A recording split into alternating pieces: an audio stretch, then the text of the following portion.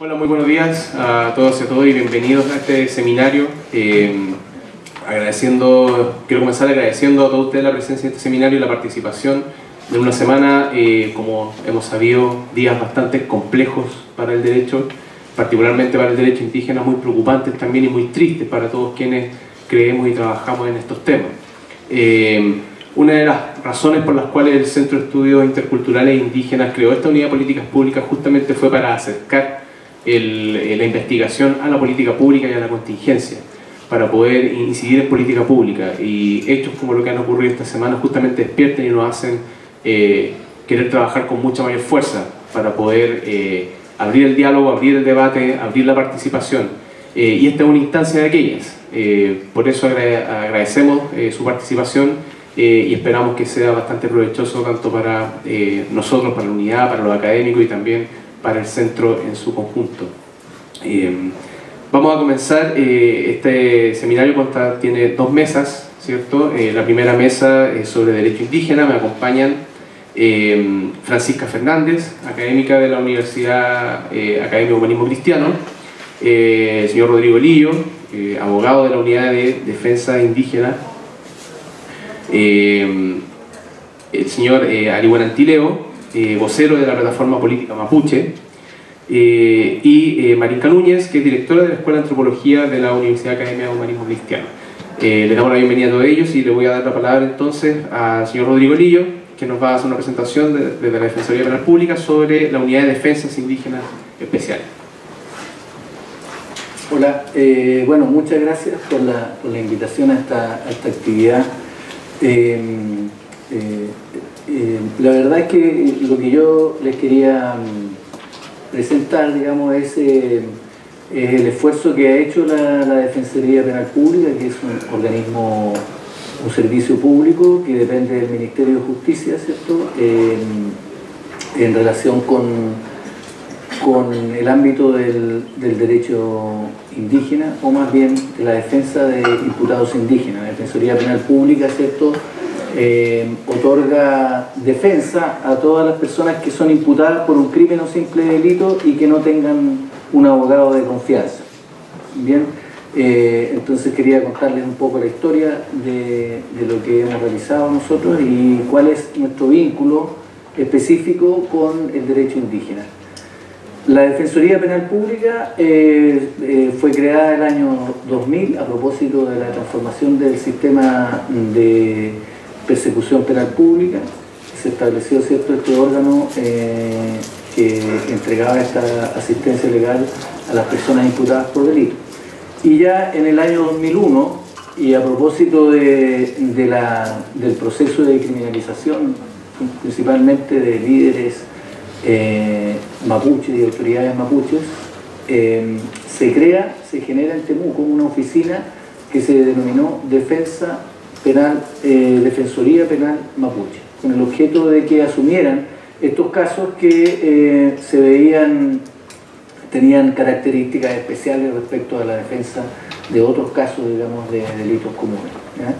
Esto ocurrió, como les digo, en el año 2001. Entonces esta defensoría especializada intervino en casos tan emblemáticos que posteriormente llegaron al sistema interamericano, como las acusaciones en contra de don Aniceto Norín, don Pascual Pichún, entre otros. También el caso en que se persiguió a la coordinadora Arauco Mayeco como asociación ilícita terrorista, ¿ya? Pero esta oficina, esta defensoría especializada, no tenía más ambiciones que hacer una defensa en estos casos de gran conmoción en que se perseguía a imputados indígenas sin tener mucha conciencia de cuál era el real sentido de una defensa especializada, ¿ah? Ahora, en el curso del andar y con el objeto de facilitar el trabajo de estos defensores, vincularlos más con sus imputados, se incorporó un rol adicional a esta oficina, que es lo que le llamamos el facilitador intercultural, que en la época, digamos, era un rol que funcionaba también en otros servicios públicos, como en el servicio de salud, por ejemplo, que eran las personas que estaban, no sé si existe todavía, en la entrada, el ingreso de los hospitales, y que orientaba a las personas en su idioma, qué sé yo, y les explicaba cómo funcionaba el servicio. El facilitador fue adquiriendo en la Defensoría un rol propio, particular y un poco más profundo, digamos, porque frente a estos abogados, digamos, que no tenían total desconocimiento de la realidad indígena, los facilitadores fueron transformándose en verdaderos consejeros, digamos, de los abogados, explicándoles cuál era el contexto, la realidad y estableciendo un puente también con los imputados y sus familias y sus comunidades, para explicarle también a los usuarios de este servicio, explicarles en qué consistía el proceso judicial y explicarles qué es lo que quería hacer el defensor y a su vez al defensor cuál podía ser la mejor defensa. Entonces adquirieron en realidad un rol bastante más relevante de lo que se pensó en un inicio. Y también hicieron de traductores en las audiencias que se realizan en los tribunales cuando el imputado, la persona que defendemos, quiere hacerlo en su propio idioma.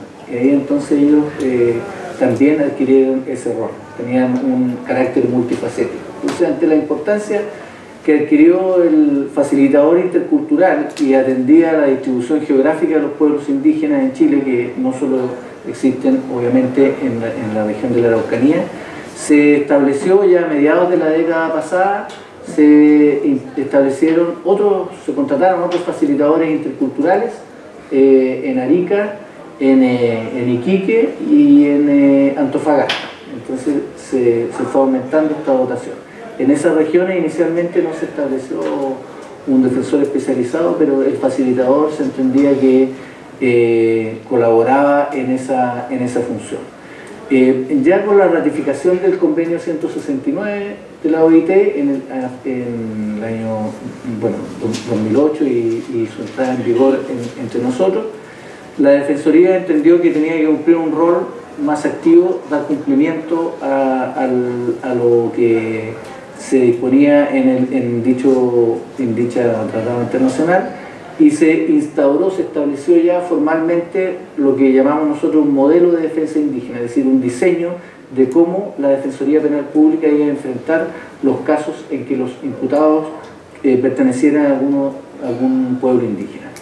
Y lo que se estableció, por digamos la carencia de recursos también inicialmente, lo que se estableció era que iba en la región de la Araucanía a existir este mismo equipo que se había instalado en 2001 como Defensoría Penal Mapuche, que se iba a hacer cargo de la defensa de todos los imputados,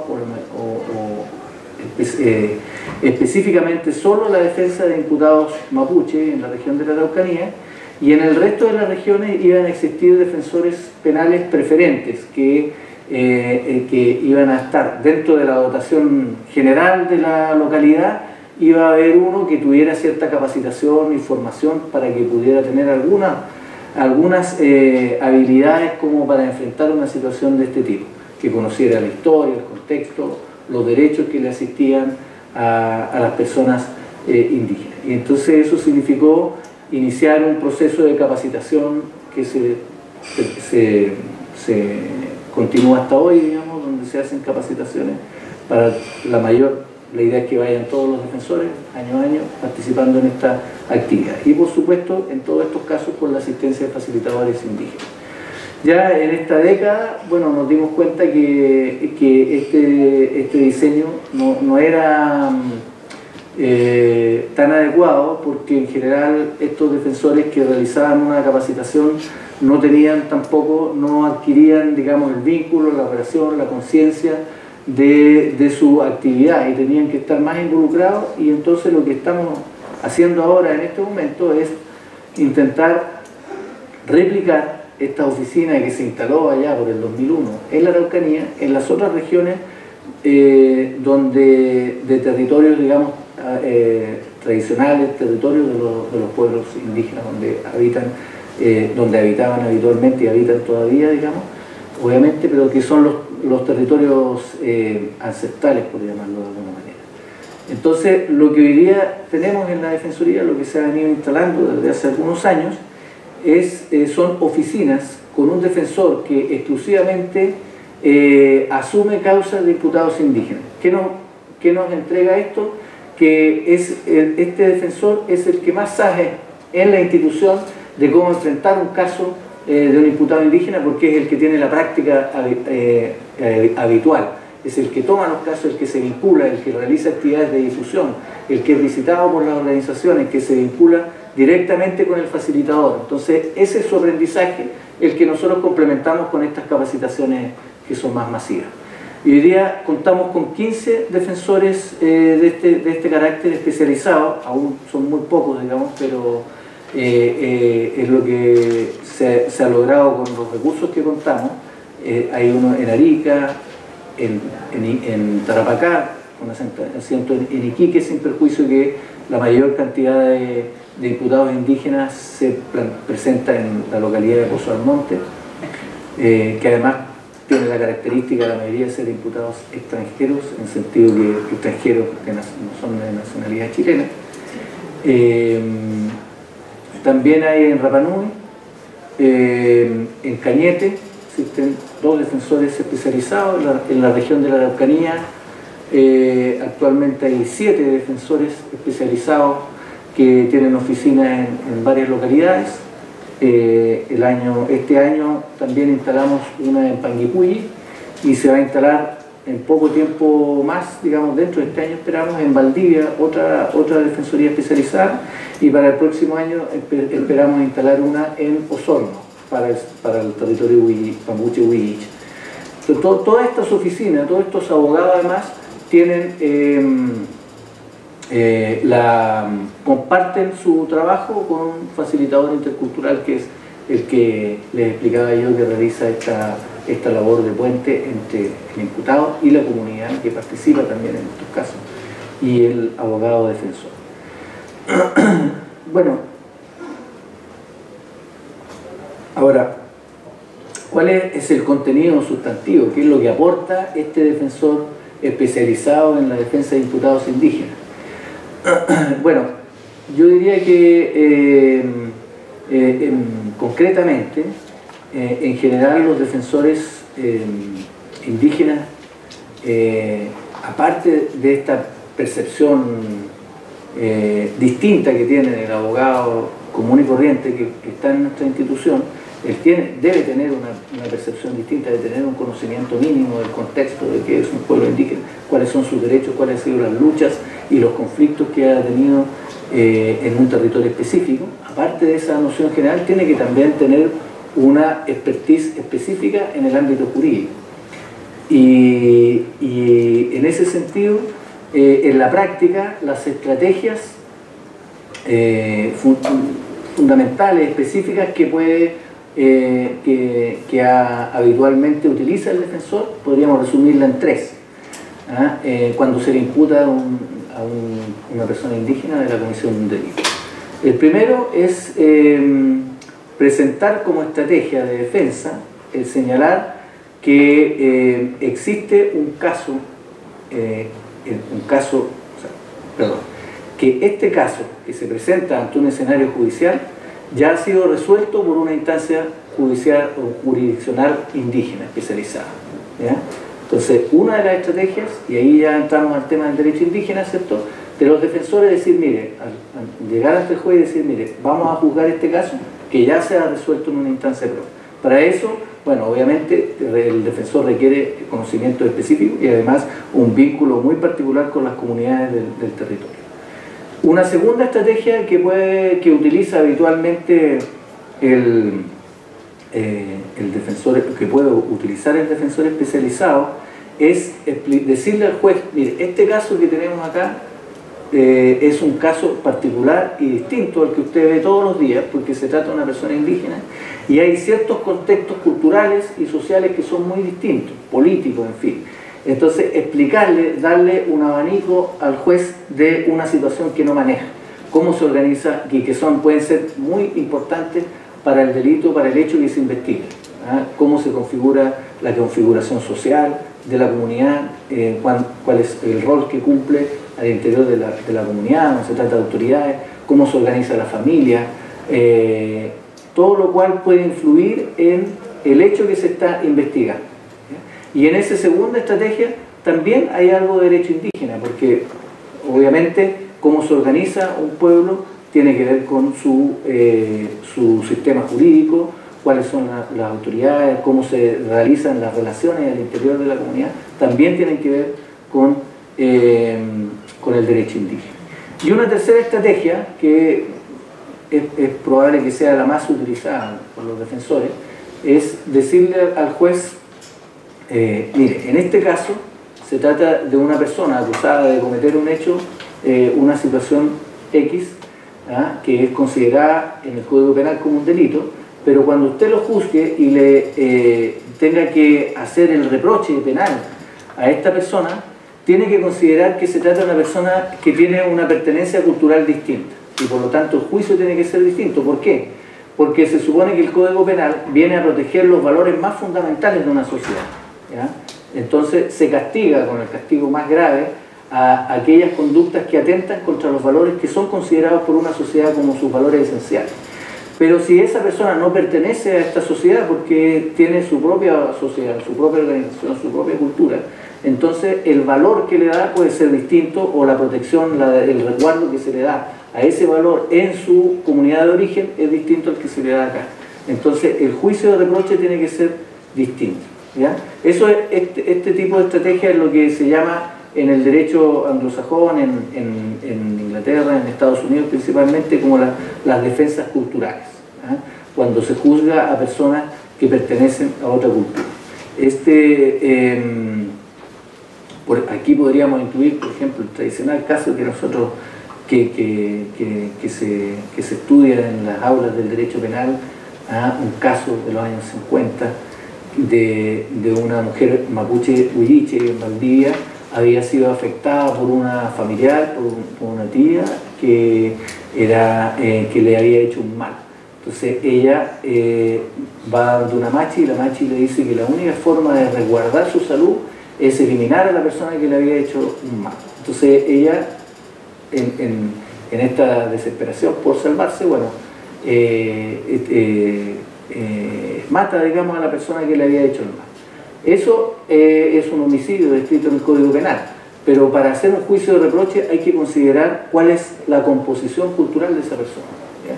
Y esa entonces es una tercera estrategia que usan los defensores especializados. Ahora, en esta tercera estrategia es más difícil encontrar el derecho indígena, porque en realidad de lo que se trata aquí es, esta estrategia de defensa es propia del derecho penal liberal europeo, en cualquier sociedad europea. Por eso les digo que esto se utiliza en muchos países.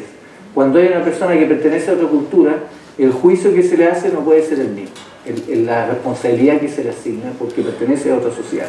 Entonces no necesariamente se hace en consideración al derecho propio de la persona que es imputada, salvo en aquellos casos en que la persona realiza una conducta que es delito en la sociedad que juzga, porque esa conducta constituye un deber en su propia comunidad o constituye el ejercicio de un derecho.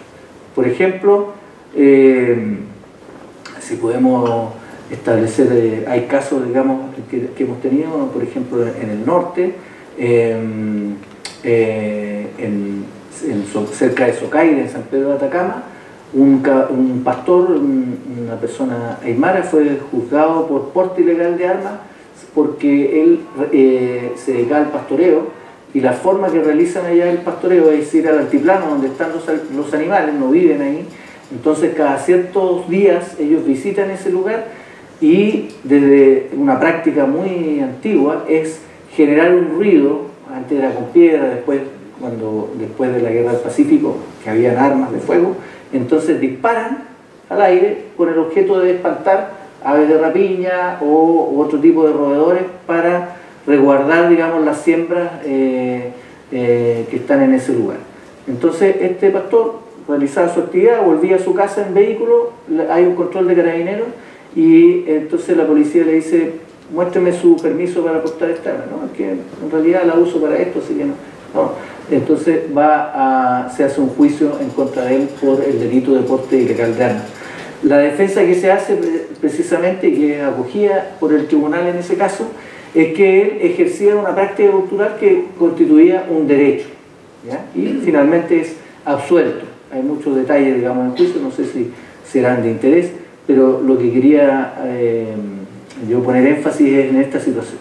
Y claro, cuando en este tipo de estrategias que yo les digo, como en este caso, que la defensa que se hace, que la conducta constituye un derecho subjetivo, una facultad para hacer esto dentro de la sociedad de su propia comunidad, él tenía la facultad, no era algo ilegítimo, entonces sí estamos hablando de un rastro ahí de derecho propio también, ¿ya? Que es distinto al caso, por ejemplo, que hay otro caso que tiene que ver con esta estrategia también, casos de persecución por porte de hojas de coca, que también es muy común en el norte del país, y en algunos de estos casos, por ejemplo, se ha resuelto no condenar a las personas que han sido sorprendidas con bolsas de hojas de coca con el objeto de celebrar ceremonias tradicionales, y que el argumento del juez ha sido, bueno, esta persona, como en su sociedad, en su comunidad es un uso habitual, no sabía que era un delito y que estaba prohibido. Entonces ahí no hay un rastro de derecho indígena, porque no es que la persona esté obedeciendo a su sistema jurídico propio, sino que en el fondo no va a ser castigada porque tiene una conciencia distinta de lo que es jurídico y antijurídico. Es un poco, no voy a profundizar más, pero porque es un poco enredado puede ser, pero quería hacer énfasis en esto. Bueno, quiero ir concluyendo ya para no extenderme mucho, con un par de conclusiones acerca de lo que ha sido la defensa especializada en materia de imputados indígenas a propósito del derecho indígena. Y lo primero que quisiera concluir es que hay un derecho de acceso a la justicia reconocido en el Sistema Internacional de Derechos Humanos, que para el caso de los indígenas tiene una doble dimensión, una doble dimensión: acceso a la justicia de la persona individual indígena para recurrir a un tribunal del Estado para reclamar sus derechos, obviamente como cualquier otra persona de la sociedad, y también el derecho a que cuando se enfrente a los tribunales, la consideración que se haga de él debe tener en cuenta su propia situación particular de ser perteneciente a un pueblo indígena, ¿ya? Esto significa que cuando una persona indígena recurre a un tribunal, el tribunal debe considerar que él pertenece a un pueblo indígena, que tiene una historia particular, ¿ya? Que tiene valores distintos y que tiene un derecho propio. Entonces el juez debe considerar esto, ¿ya? Debe tenerlo presente. Y eso es un mandato legal en Chile y está vigente en virtud de lo que señala el convenio 169, ¿ya? Pero además el acceso a la justicia de las personas indígenas tiene una segunda dimensión, no menos poderosa y válida, digamos, que es que los pueblos indígenas y las personas indígenas tienen el derecho de recurrir a sus propias instancias jurisdiccionales, a sus propios órganos de derecho que tienen en sus comunidades, ¿ya? Y que por este hecho, por el hecho de poseer estos órganos jurisdiccionales propios, eso no les quita el derecho a recurrir a la justicia estatal, o al revés, la posibilidad de recurrir a la justicia estatal no impide que ellos mantengan ese derecho a sus órganos jurisdiccionales propios. Entonces, el acceso a la justicia respecto a los pueblos indígenas tiene esta particularidad, que tiene una doble dimensión: derecho propio y derecho ante la justicia estatal. La defensa penal, defensa especializada, evidentemente solo participa en una de estas dimensiones, como operador de la justicia estatal, opera en lo que tiene que ver con los derechos del acceso a la justicia de los pueblos indígenas en los tribunales estatales.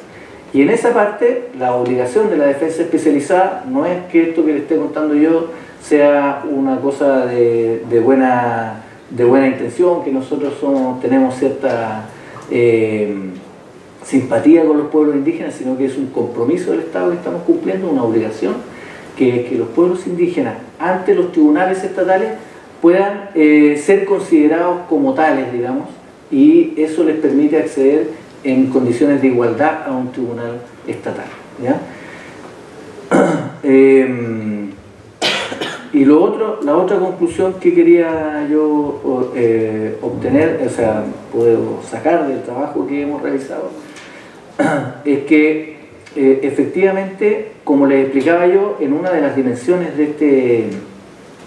del derecho al acceso a la justicia, que es ante los tribunales estatales, debe ser considerado el derecho indígena, ¿ya? Y ahí, bueno, nuestra labor es que así se haga por parte de los tribunales.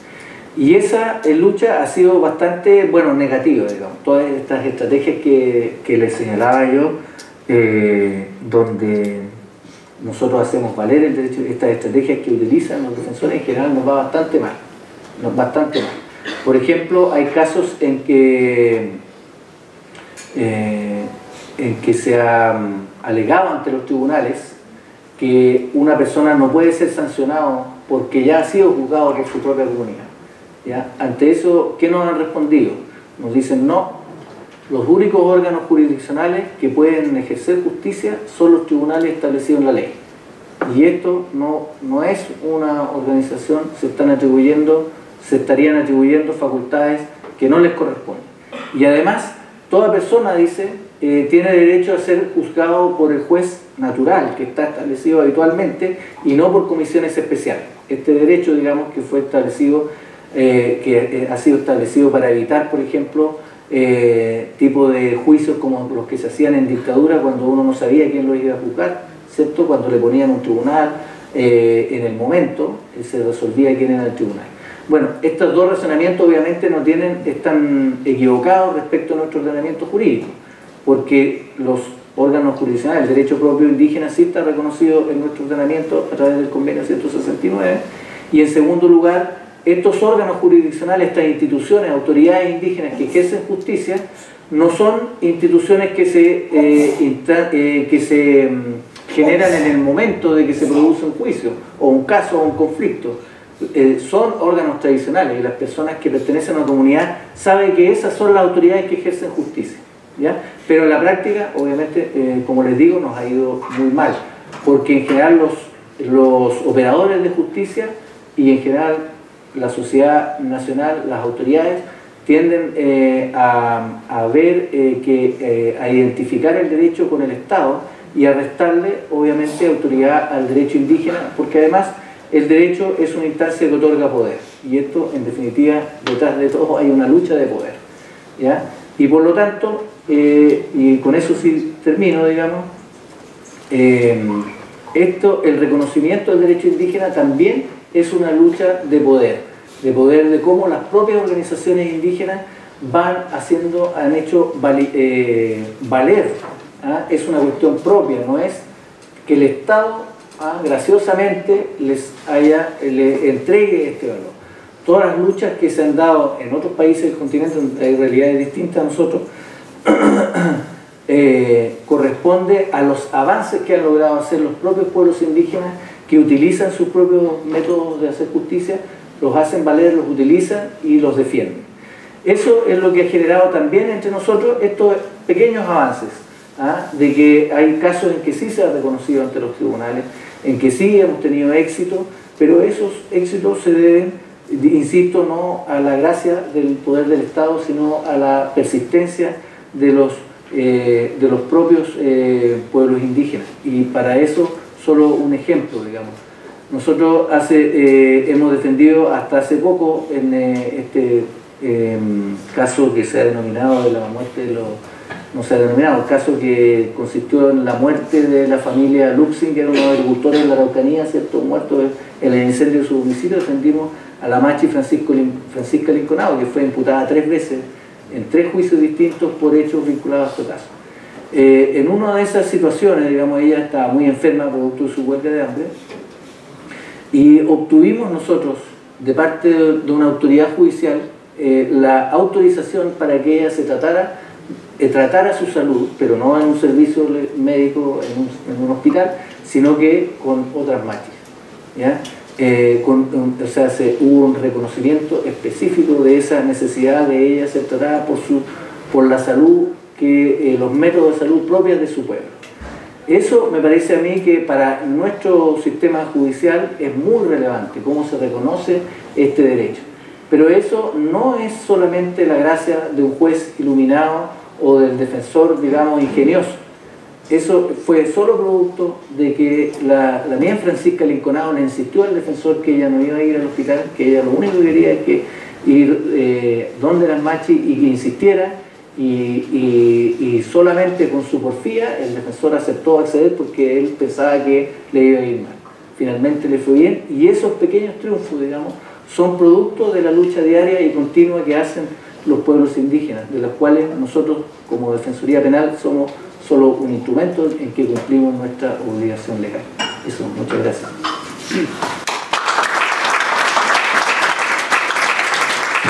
Muchas gracias, Rodrigo. Vamos a dar paso a la presentación de Francisca Fernández, que es antropóloga, magíster en Psicología Social y doctor en Estudio Americano, docente e investigadora de la Universidad Academia de Humanismo Cristiano y perito de la Defensoría Penal Pública, especialista en estudios andinos, socioambientales y de género. La presentación se llama Aportes del pluralismo jurídico al sistema penal.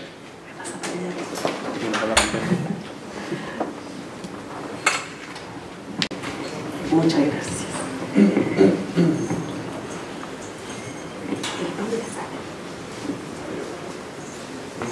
Hay una carta.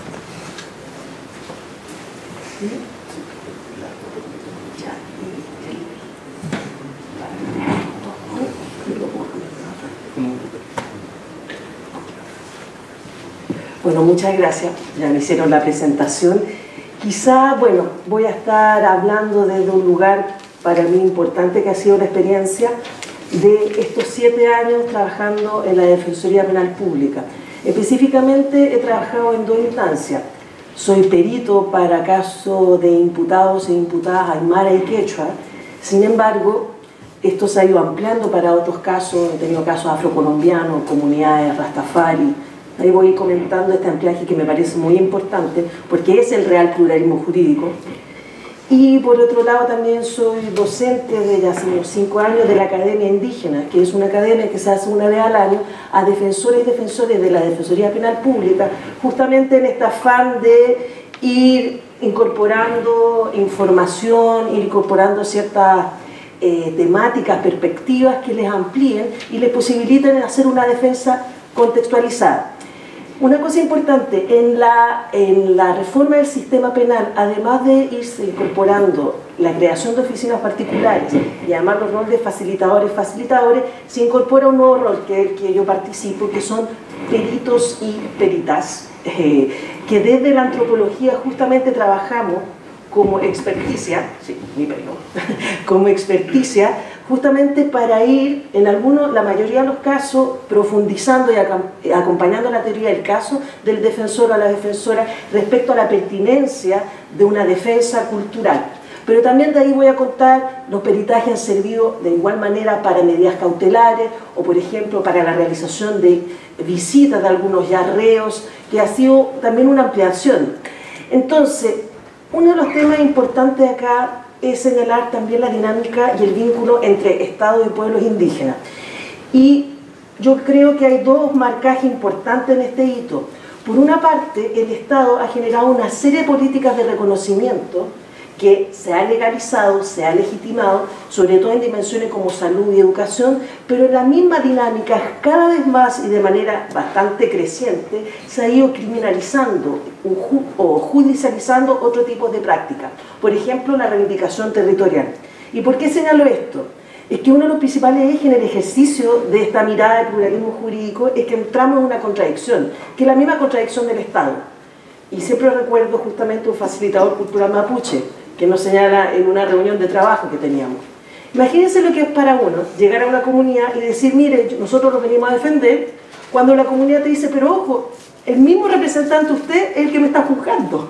O sea, piensen ustedes la ambigüedad del vínculo con el Estado. De hecho, bueno, Rodrigo sabrá, costó muchos años entender que la Defensoría era una figura vinculada a esta reforma, y claro, la Fiscalía te imputa y por otra parte ofrecemos la defensa, y además obviamente una defensa que en términos de legitimidad, nos cuesta mucho más trabajar este grado de igualdad de condiciones con la Fiscalía. Entonces partimos desde un rol ambiguo, pero además partimos también bajo una lógica que también es un poco complejo, y en ese sentido también quiero problematizar sobre la defensa, que a su vez muchas veces una defensa con pertinencia cultural implica la oficialización y la homogeneización de ciertas prácticas. Yo soy bien honesta, muchas veces discuto con los defensores y la defensora en que muchos de sus casos, y Rodrigo lo explicaba de alguna forma, yo le voy a dar una palabra más tremenda, es que muchas de las veces la defensa indígena está bajo la figura de deprivación cultural, no sabía o desconocía. Y desde esa mirada, nosotros decíamos, esa es una infantilización del imputado o imputada. O sea, es como, no me ayude tanto, por favor. Sin embargo, muchas veces se convertía en una estrategia que realmente lograba, por ejemplo, eliminar las causas penales que se le estaban asignando. Pero tenemos que tener claridad de que estamos en un terreno absolutamente contradictorio y con juegos de poder que son absolutamente desiguales. O sea, yo creo que también es importante decir que ese es el lugar de la defensa.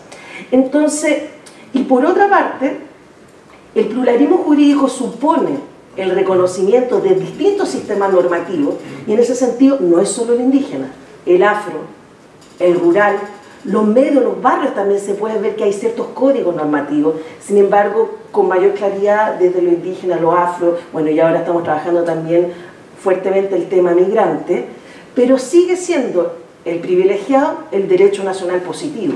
Entonces, si bien hay una serie de políticas de reconocimiento, siempre llegamos al tope final, que el que se acepta y el que regula todo el accionar es el derecho natural positivo. Entonces, es interesante porque en lugar de lo jurídico se ha vuelto tanto una política de reconocimiento que las mismas comunidades, dirigencias indígenas, les interesa posicionarse, pero por otra parte, no necesariamente ese posicionamiento, y yo creo que se ve clara, es porque uno le dé validez a lo que está diciendo el Estado, sino que muchas veces, si no se hace por la vía jurídica, judicial, no habría ningún tipo de reconocimiento. Entonces también es interesante de que si hay una gran participación de organizaciones, colectividades, en esto estoy ejemplificando desde el mundo indígena, pero podríamos verlo de distintas partes, no siempre desde el reconocimiento, sino entender que muchas veces el vínculo también es desde esta contradicción, que es con, desde o también contra el Estado. Entonces no podemos entender solamente una dinámica de la relación, solamente una.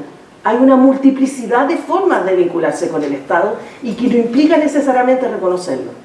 Yo creo que es un tema importante y que nos va a cruzar.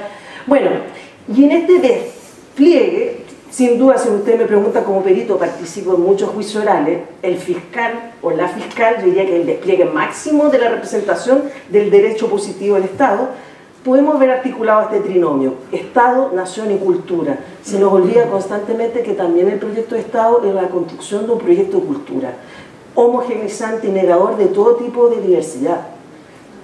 Y después además va a incorporarse también el tema del conflicto entre Estados. Yo siempre cuento una historia más dramática que he participado como perito, yo creo que durante como 3 años, fue el caso de Juan Carlos Quispe, un joven aymara boliviano, acusado de haber asesinado a carabineros al interior de la región de Arica, Parinacota. Y yo no les miento, y la Defensoría sabe, logré entrevistarme con el Ministro del Interior y Defensa de Bolivia. O sea, a ese nivel llegué para pedir documentación sobre que en el momento que a él se le imputa estaba haciendo su servicio militar obligatorio, y además en un programa de erradicación de la hoja de coca, que se desconoce, que en Bolivia hay un plan de erradicación del excedente justamente para que no sea ocupado para la cocaína. Y el argumento, primero, de que se nos rechaza el fiscal, es que el documento era boliviano. ¿Y cómo le iban a legitimar un documento del Estado boliviano? O sea, el problema era Bolivia, ni siquiera el caso, y nos demoramos 2 años en que validaran simplemente el papel. O sea, estamos hablando a ese nivel de problemática en el vínculo respecto al tema de la defensa. Bueno, en esta defensa, claro, quizá mi exposición es un poco contradictoria porque hablo del aporte del pluralismo jurídico al sistema penal y veremos que más hay tensiones que aporte. O sea, estamos tratando de pensarnos desde el pluralismo jurídico. Hay temas identitarios muy importantes a la palestra en el tema de derecho penal. Y uno de los grandes temas es la esencialización de los indígenas. A pesar, nosotros participamos en una red de colaboración de peritos y peritas en América Latina, y en Chile el único país que para hacer peritaje y después juicio oral tenemos que los primeros 5 minutos decir por qué el imputado o la imputada es indígena. O sea, así de insólito. No tenemos que, de hecho, me acuerdo que teníamos una vez una reunión con una dirigente guatemalteca y me decía, pero eso es ridículo. Le dije, mira, eso ridículo funciona acá. O sea, tenemos que dedicarnos específicamente a eso. Y obviamente uno de los instrumentos que se utiliza es el certificado de la CONADI.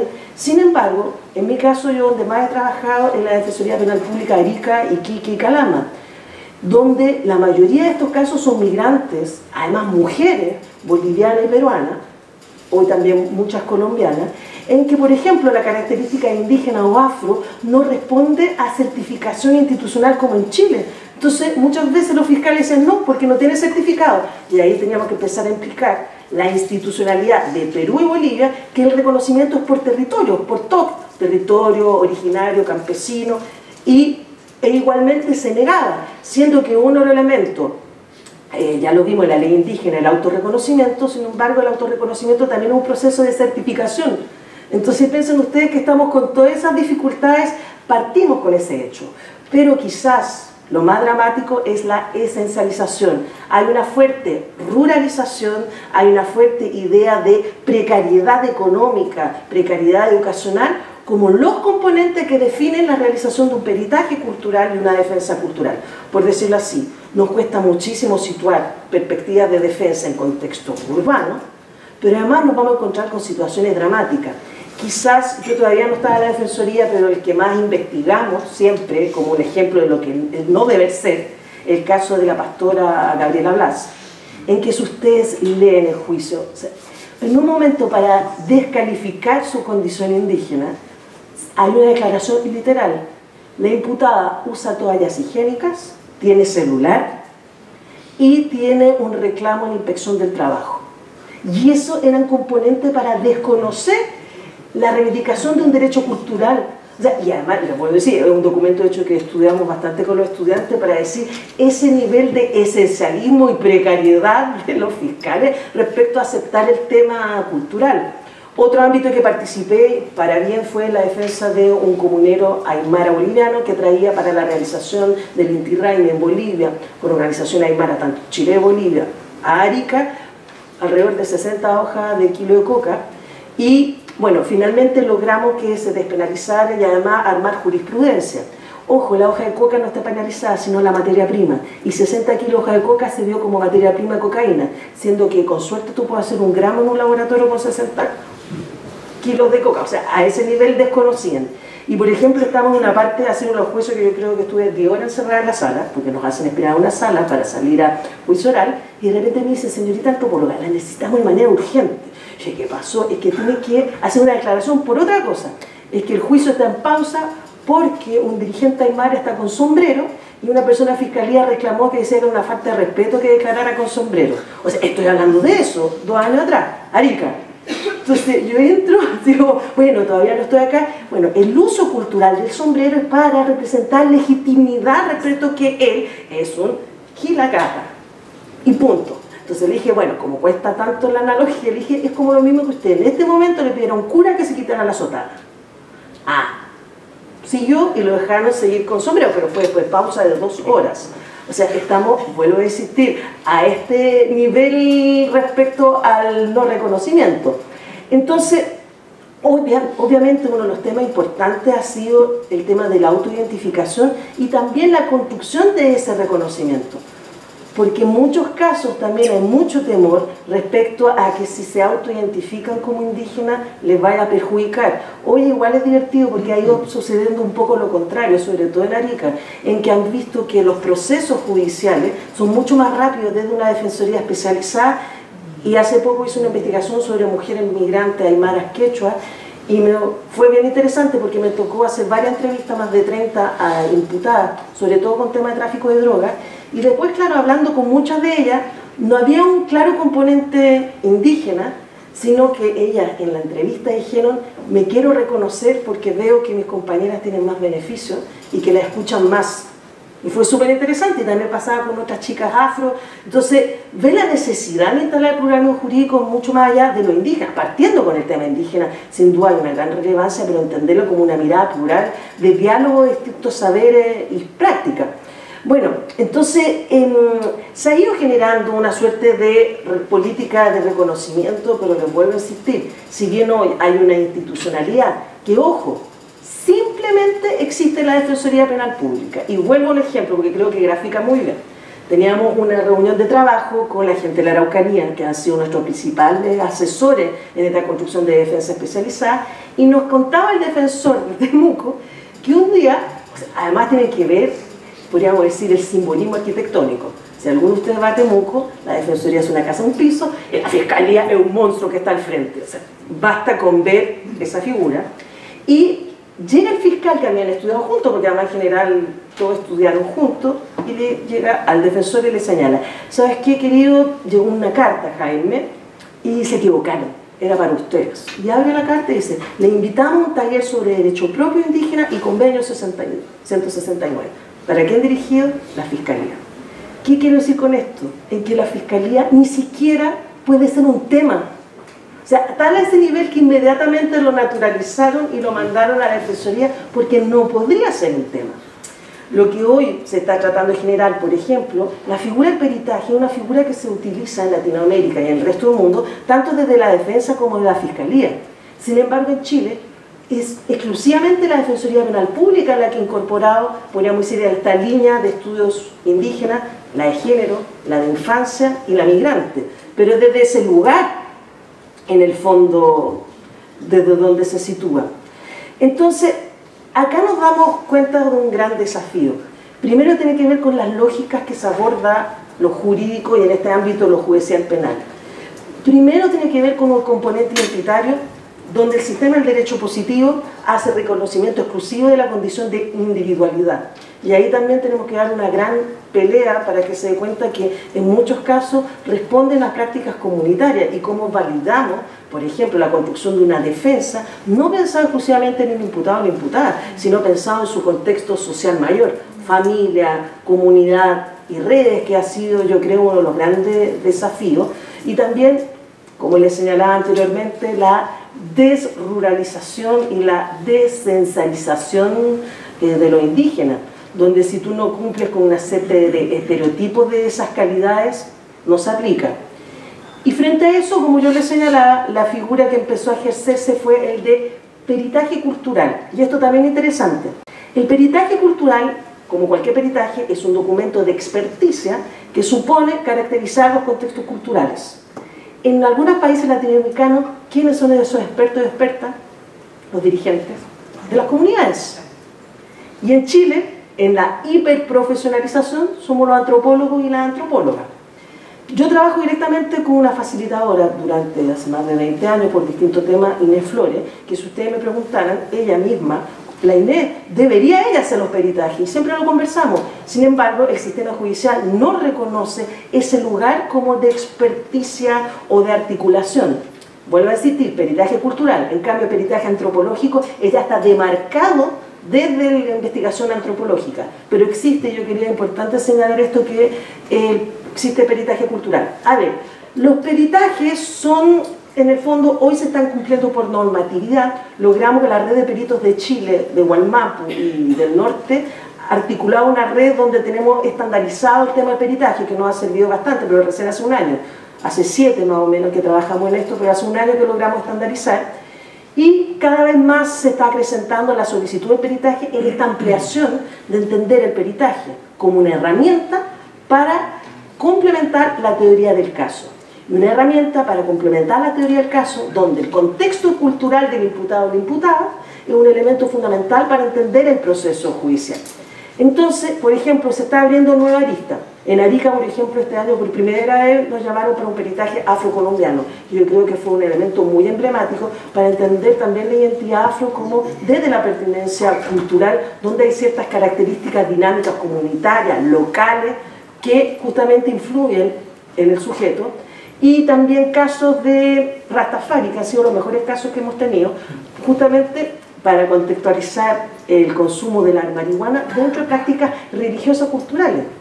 Hoy también estamos empezando a abrir una línea de defensa de género. Me llamaron para un caso de parricidio, que ha sido muy interesante, que la mujer más de 20 años siendo maltratada por su pareja y finalmente en un maltrato ella agarra un cuchillo y lo mata. pero por primera vez se está entendiendo la defensa penal como una historicidad de violencia hacia las mujeres, como teoría del caso en la defensa de esta mujer. O sea, quiero decir que se está ampliando y ese es el real pluralismo jurídico que estamos empezando a construir con grandes complejidades y que sin duda donde nosotras más apelamos es la construcción del equipo. Yo no soy abogada, hay muchos elementos que desconozco de lo penal y es por eso la importancia de trabajar defensores, facilitadores y peritaje en la construcción de esto. Entonces, es la teoría del caso, pero también han habido algunas veces peritajes que se han relacionado con contextualizar una práctica cultural para justificar una sanción en términos comunitarios o una resolución entre dos comunidades en conflicto. Esa experiencia, en lo personal, la tengo mucho más cercana con la experiencia boliviana, donde hemos hecho investigación, estudios, y que es un desafío. Y un último uso, un peritaje que ha sido muy interesante, es para la solicitud de ciertos elementos específicos en una causa. Un imputado que está con homicidio, no me acuerdo si más de 40 años de condena, aymara, su madre había muerto hace un año y él quería cumplir el ritual del Día de Difuntos de despedir a su madre durante 3 años y hacer pan, tanta guagua. Y ahí me pidieron un peritaje para contextualizar culturalmente la importancia del despedirse y pedirle perdón a la madre en un contexto ritual, y lo logramos, que es simplemente visitar durante los 2 años más que quedaban en el cementerio San Miguel de Azapa a su madre. O sea, por eso les digo que de a poco vamos integrando en ciertos elementos muy específicos aristas que nos parece interesante. Comentario de cierre. Sin duda, uno de los grandes ejes tiene que ver con la descriminalización de las prácticas culturales. O sea, ahora estamos justamente al alero de un asesinato de Camilo Catrillanca y estamos en una dinámica constante de criminalización. Obviamente en el norte y sur hay otra dinámica. En el sur hablamos constantemente que el gran tema tiene que ver con la recuperación territorial, pero por ejemplo acá en el norte es tremendo, tiene que ver con la criminalización del color de piel, tiene que ver con la criminalización de las mujeres, de los migrantes, tiene que ver con la precariedad de la cantidad de mujeres que asumen un rol de burrera absolutamente engañadas, maltratadas, con una historia de precariedad. O sea, hay una historia súper potente que también tiene que ver con la criminalización de la racialización de los pueblos en el norte. Es muy, creo, son dinámicas distintas, pero a la vez están respondiendo a la misma lógica estatal, de una u otra forma. La importancia de la autoidentificación fuera de los rasgos institucionales, sino desde la propia pertinencia del imputado a la imputada, y obviamente construida desde el argumento comunitario. No estamos diciendo que baste la autoidentificación, sino cuando hay una comunidad, cuando hay organizaciones que lo validan, para nosotros y nosotros, eso ya es un elemento de reconocimiento. El vínculo entre lo urbano y lo rural no podemos establecer por separación en esos dos ámbitos. En las realidades pluriculturales son partes integrales, que son dinámicas constantes, tenemos que asumir. Bueno, y obviamente acá un tema importante es el relevar el lugar del reconocimiento de esas otras prácticas, cambiando un poco la estructura. Por darle un ejemplo, cuando yo voy a juicio oral, voy como perito y me siento culpable inmediatamente, me pongo nerviosa. O sea, quiero decirle cómo es la puesta en escena del espacio, un nivel de agresividad, un nivel de desconocimiento, en que, por ejemplo, si bien hay muchos aymaras y quechuas que hablan, su aymara y quechua es fuertemente castellanizado, pero con lógicas todavía andinas de pensamiento. Entonces me ha pasado en juicios orales que la persona está hablando en tiempo, podríamos decir, pasado, presente, y se está refiriendo a otro tiempo verbal en que asumen que eso es un error, entonces es un imputado. Él es culpable de un delito porque está haciendo mal el relato. Entonces acá el desafío es plantear que tenemos que hacer un cambio estructural, donde tenemos que incorporar prácticas lingüísticas y mucho más allá de un peritaje, sino repensar absolutamente el modelo para que en realidad el pluralismo jurídico sea una posibilidad de diálogo y de construcción de otro sistema de justicia en Chile. Gracias.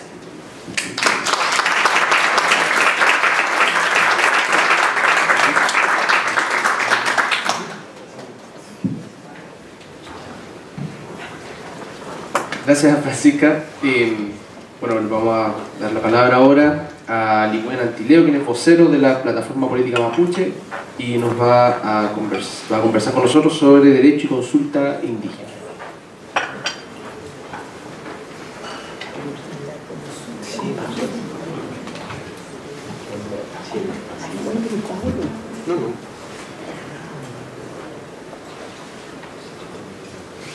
Bien, ahí sí. Mari con Suche. Mari película, bueno, buenos días. Quisiera partir dedicando esta intervención al hermano Peñi Camilo Catrillanca, cobarde e injustamente asesinado hace 2 días atrás en la comunidad de Temucuicui, en la 9ª región.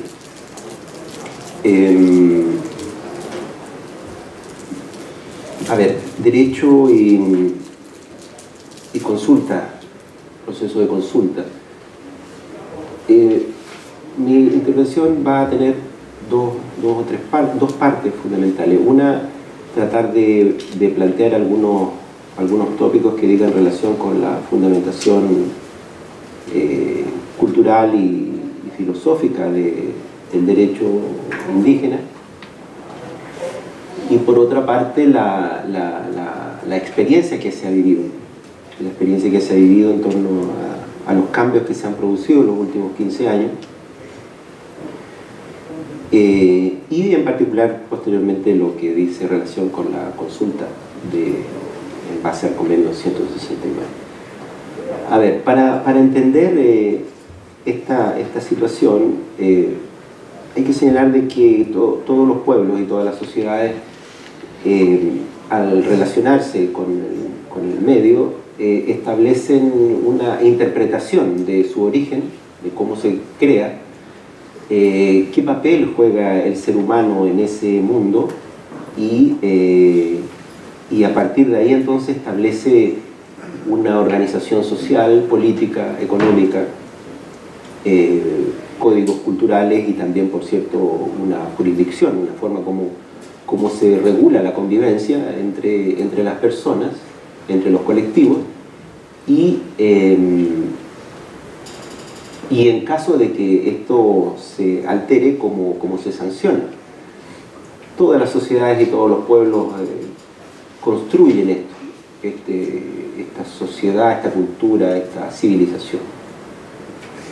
Por lo tanto, el pueblo mapuche y los pueblos originarios de América no son exentos de esa construcción, que es una construcción milenaria.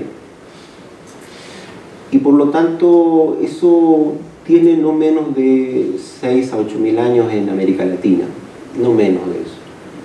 Y en el pueblo mapuche también. Entonces, en función de eso, entender o tratar de entender por qué entonces nos encontramos en la precariedad de la situación en que planteaban los dos expositores anteriores, Francisca y Rodrigo, es necesario, por lo tanto, ahí no es tema, por lo tanto solamente lo voy a mencionar, de cómo llegamos a la actual situación, producto precisamente de un proceso de colonización y de negación de la existencia de nuestros pueblos. Ese es el gran responsable de esta situación. Ahora, por así decirlo, para que ustedes tengan una noción de por qué y cómo existe una visión distinta de cómo normar la conducta de los indígenas, les voy a plantear dos visiones, dos elementos que son diferentes del mundo occidental al mundo indígena.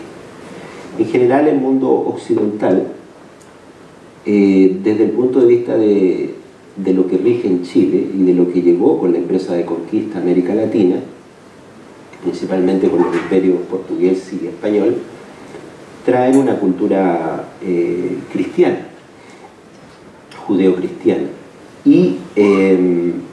y en función de eso entonces imponen su visión de mundo, y que dice relación principalmente con dos aspectos. Uno, cuál es el papel que juega el ser humano en su construcción cultural.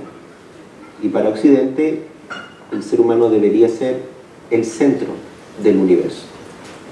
Esa es una visión etnocéntrica, por lo tanto. Eso es una cosa.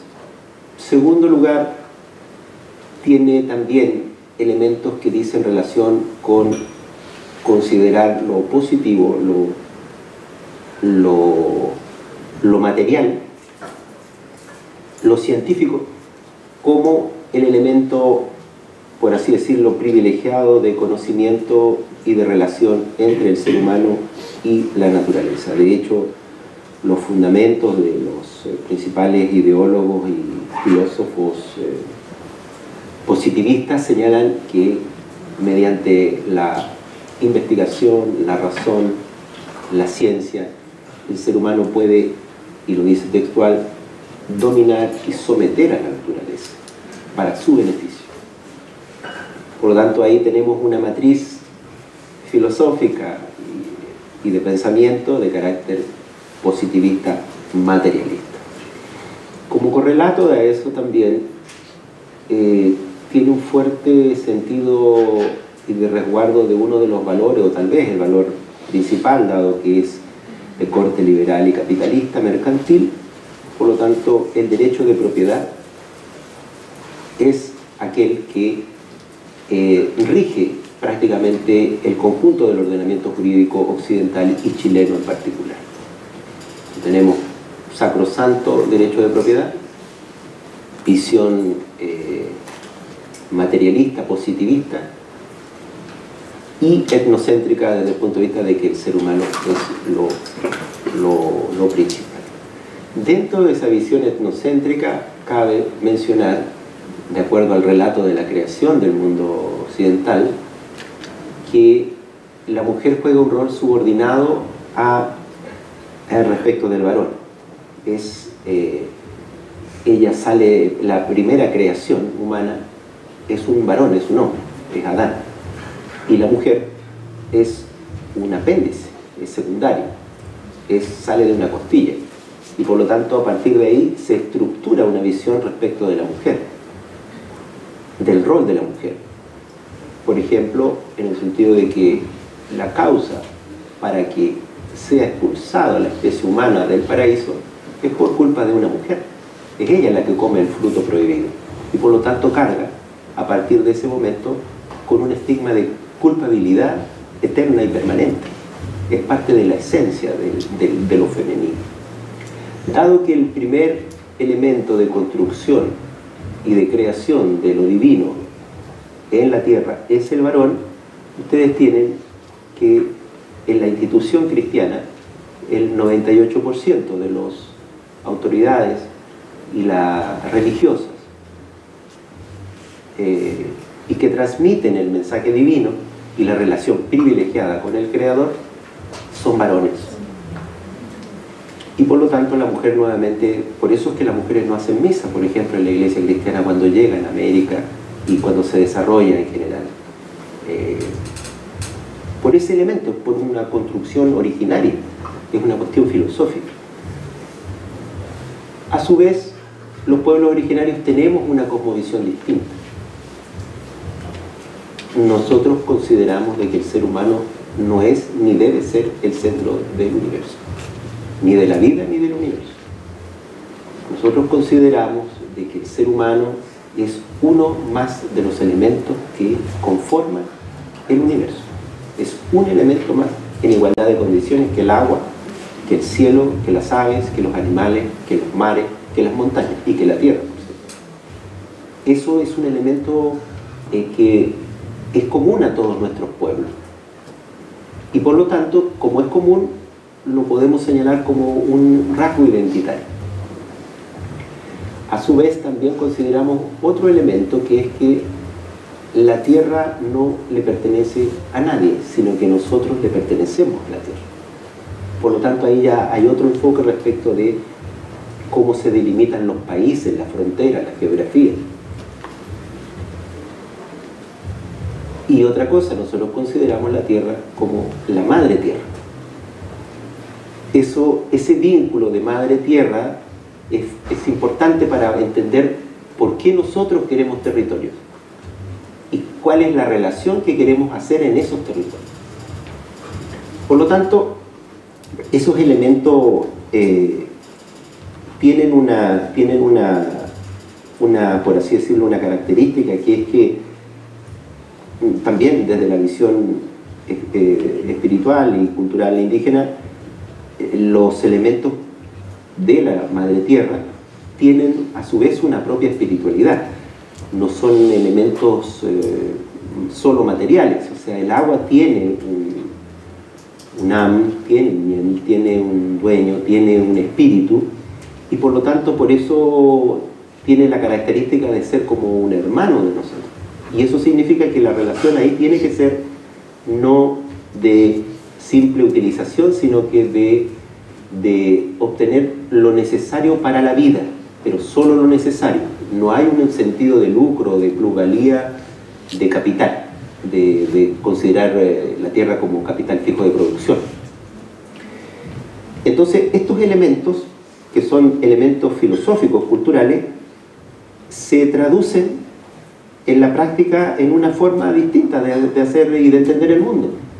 Y eso choca efectivamente con el ordenamiento jurídico y con la cultura que es hegemónica en nuestro país. Ahora, para entender aspectos básicos y prácticos, porque esos son los elementos, por así decirlo, de contexto. Me tocó conversar con Rodrigo hace ya 15 o 20 años, cuando él ejercía en Temuco, porque tenía efectivamente, no existía Defensoría Penal Pública en ese momento, ni mucho menos tampoco perito cultural. Entonces, él nos ayudaba en la defensa de algunos de nuestros dirigentes por el proceso de recuperación de tierra.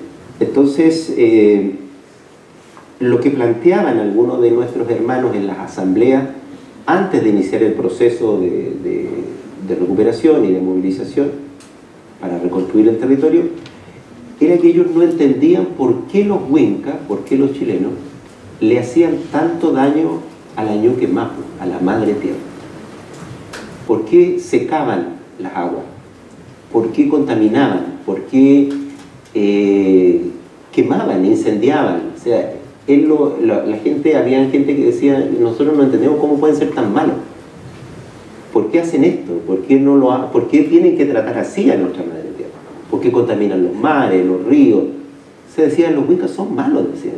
Sí, son malos. Entonces decían, claro, si nosotros vamos a reconstruir un espacio territorial, lo vamos a hacer de otra manera. Nosotros vamos a cuidar estos espacios. Entonces, recuerdo eso, ¿por qué? Porque me acuerdo un joven, cuando escuchaba esta conversación, decía, si yo estoy dispuesto a combatir por eso, porque yo estoy dispuesto a defender a mi madre. Y decía, la gente tendrá que entender de que uno no puede dejar que traten así a su madre. Cuando hablaba de la Ñuque Mapu, de la madre tierra. Entonces, ¿qué era la concepción que tenía él como por qué luchar? ¿Por qué combatir? ¿Por qué iba a enfrentarse a un Estado? ¿Por qué? ¿Cuál es la razón? Como desafiar a al Estado mejor organizado, como estarán los otros, el Estado mejor organizado de América Latina, con el cuerpo supuestamente de policía de investigación y de policía uniformada, también considerados los más eficaces de América Latina. Por esta visión antropológica, por esta visión cultural, por esta visión de hacer justicia de otro pueblo, de cómo relacionarse con las personas y cómo relacionarse con la naturaleza, con la madre tierra. Eso existe, eso es lo que motiva la recuperación. Y por eso se pelea. Y por eso hay 500 presos en los últimos 20 años. 500 presos. Ustedes comprenderán que no hay gente que no tenga nada que hacer. Son personas que están movidas por una visión cultural, una visión de justicia, una visión de construcción política distinta. Y por eso son presos políticos y no son delincuentes comunes, ni mucho menos terroristas. Traigo a colación esto porque una vez, hace como 8 años atrás, en un contexto de una gira que hizo la expresidenta Bachelet a Ginebra de Naciones Unidas, se le preguntó en Naciones Unidas por el tema de los presos políticos mapuche. Ella planteó que no existían presos políticos mapuche en Chile, que eran delitos y delincuentes comunes, y se acercó una mapuche y le entregó una carta solicitando mejores condiciones carcelarias en ese momento para los presos, y le dijo que eran presos políticos mapuche. Entonces ella le dijo, no existen presos políticos mapuche. Entonces ella le dijo, claro, la dictadura de Pinochet en 17 años jamás reconoció la existencia de presos políticos. No hay ninguna parte lo de Nelson Mandela durante 25 años fue un preso. Qué duda cabe que fue un preso político. Pretoria y Sudáfrica jamás le reconoció su calidad de preso político. Esto fue lo que le dijo nuestra representante a Michelle Bachelet. Y ella dijo, sí, sabe que no lo había visto desde ese punto de vista, es verdad. Tiene toda la razón. Mandela era un preso político, pero fue condenado por subversión. Entonces, hay una visión detrás de esto. Hay una lógica detrás de esto. Entonces, hay una lógica cultural, hay un tema de derecho, por así decirlo, que está operando. Hay dos pueblos que están, a lo menos dos, hay 3, 4, 6, 9 pueblos en Chile y en América mucho más, que hemos impulsado un proceso de reconstrucción, de fortalecimiento, para ir ganando espacios de democratización y de mayor participación política en nuestros respectivos países. Y ahí entonces, por cierto, uno de los elementos importantes, digamos, es el tema de la consulta, el convenio 169, pero que apuntamos nosotros básicamente a un reconocimiento constitucional, a modificar la constitución de nuestro país en torno al reconocimiento de la plurinacionalidad de este país. Y a partir de ahí, entonces, realizar los otros cambios que se requieren. Porque hay que valorar lo que ha hecho la Defensoría Penal Mapuche. Nosotros al principio teníamos una visión bastante crítica de eso, de esta institución, pero hay un doble juego, hay el tema del acceso a la justicia y después la pertinencia cultural. El acceso a la justicia es tan precario de nuestros hermanos que al principio nosotros teníamos defensorías privadas. Rodrigo fue uno de los defensores privados de varios de nuestros presos, pero no daban abasto porque tampoco teníamos recursos y por lo tanto naturalmente, digamos, si hay una institución que financia abogados, secretarias, peritos, evidentemente que la gente va a recurrir ahí. Ahora, es necesario efectivamente hacer en algún momento dado un análisis más técnico de la evolución, de la cantidad de personas que ellos, el impacto, digamos, que ha tenido esta defensoría. Nosotros tenemos varias propuestas como pueblos originarios porque también hemos empezado a atender esta situación, pero pensamos que no, por la vía solamente del trabajo que desarrollan los técnicos y los tribunales y los jueces y los defensores no es mucho lo que se avanza. Por lo tanto es necesario un cambio político y propuestas legislativas en ese sentido. Esto lo hemos empezado a conversar también ya, por ejemplo, con la diputada Miriam Ullado, a raíz de la solicitud que hizo el Machi Celestino Córdoba en orden a asistir durante 48 horas a su regua, que significó dos huelgas de hambre importantes y no menos de 40 dependencias públicas tomadas y ocupadas por distintos hermanos mapuche y no mapuche.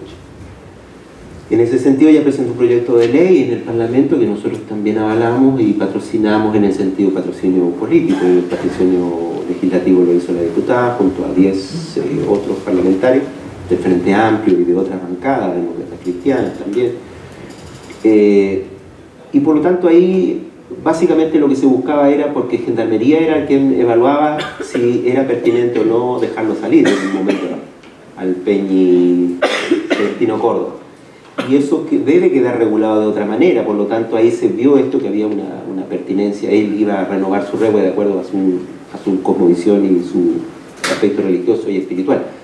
Por lo tanto, eso requiere, por lo tanto, de un proceso, de una iniciativa legal y de un proceso de consulta. Ambos aspectos hoy día están vigentes con todas las limitaciones que puede haber, específicamente con la limitación del decreto 66 que regula la consulta. Nosotros entendemos básicamente la consulta como un proceso de participación, de aglutinar, de madurar, de proponer. Hemos participado en algunos de ellos. Hoy día está en curso el proceso de consulta por la modificación de las bases curriculares para la asignatura de lengua y cultura indígena de pueblos originarios, para que se implemente una reforma en el sistema de educación de primero a sexto en el 2020, o sea, que se incorporen ramos de lengua y cultura de nuestros pueblos, que son elementos importantes donde van a aparecer nuestra visión de la historia y estos elementos de cosmovisión que hemos estado conversando. Entonces, para finalizar, existen pueblos distintos, existimos pueblos distintos en Chile, no queremos un Estado distinto, no queremos independizarnos, queremos tener una participación, cierto grado de autonomía, dentro de eso por ciertos elementos jurisdiccionales, y en función de eso entonces, un reconocimiento de plurinacionalidad, y por cierto, con esos elementos de solución política a este estado de cosas actualmente vigentes que pensamos que se puede ir resolviendo pacíficamente la confrontación entre un pueblo, un modelo económico, un pueblo, un Estado, y evitar, por cierto, el drama que significa la confrontación, la violencia y en este caso un crimen tan animoso como el que acaba de producirse en Temucuico. Eso es, gracias.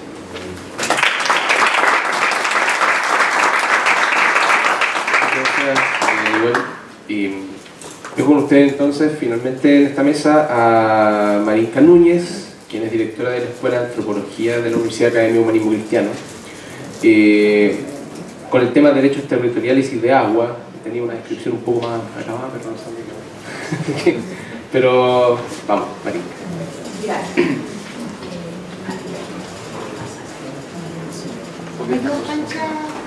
¿Tú me vas diciendo yo? Por si quiero lo apoyo, como te sientas más cómodo.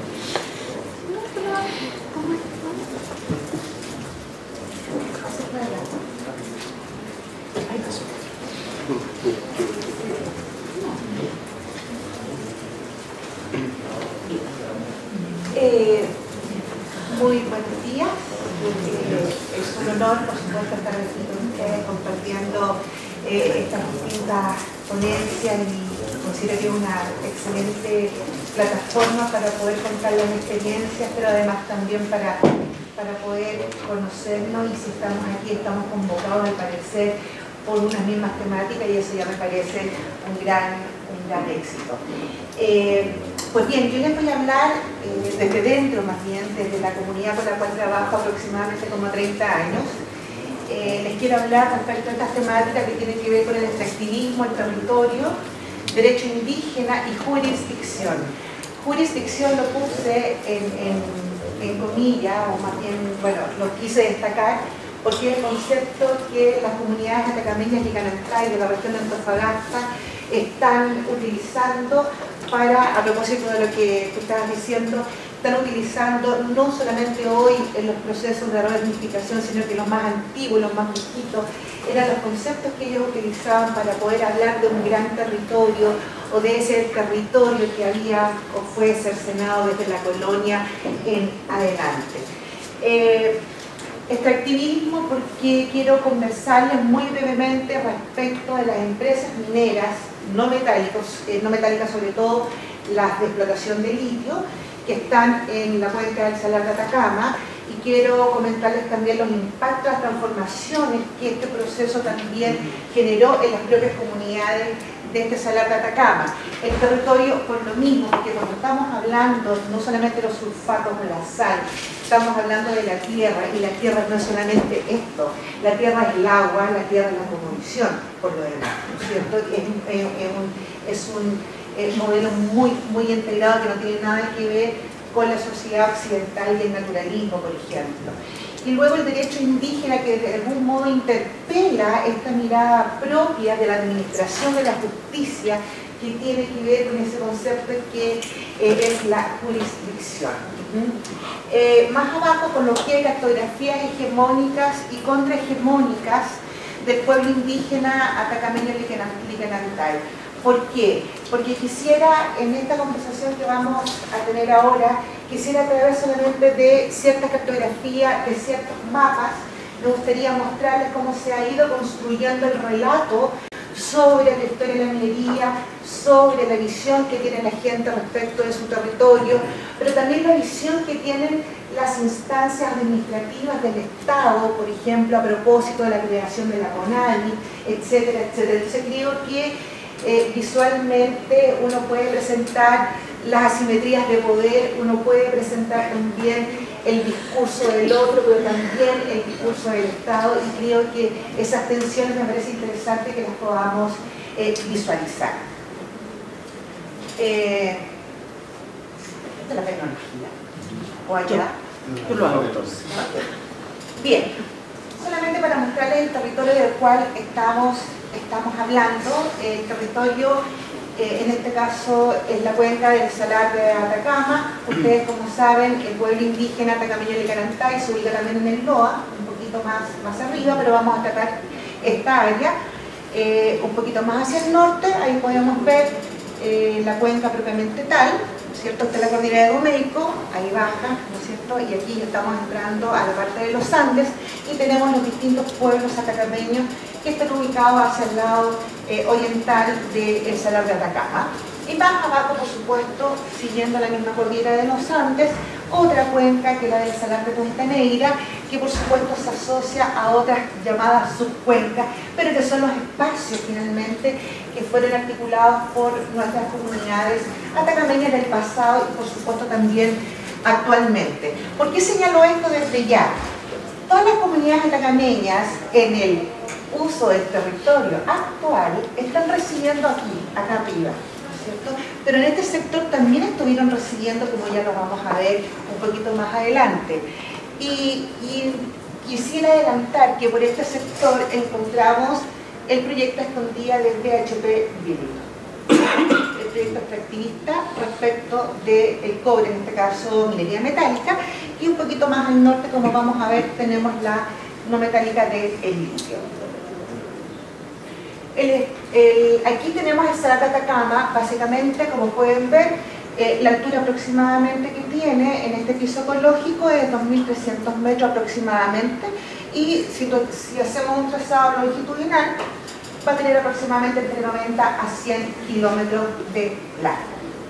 Es muy importante el sistema de las cuencas para todo este tipo de comunidades, no solamente para la sobrevivencia del territorio, sino además en la perspectiva de cómo es la filosofía, cómo se entienden las cuencas para las comunidades indígenas como este lugar, este recinto, esta residencia que integra, porque recuerden que la cuenca por lo demás humecta esos pequeños oasis que están ahí en el salar, entonces es una relación bastante recíproca.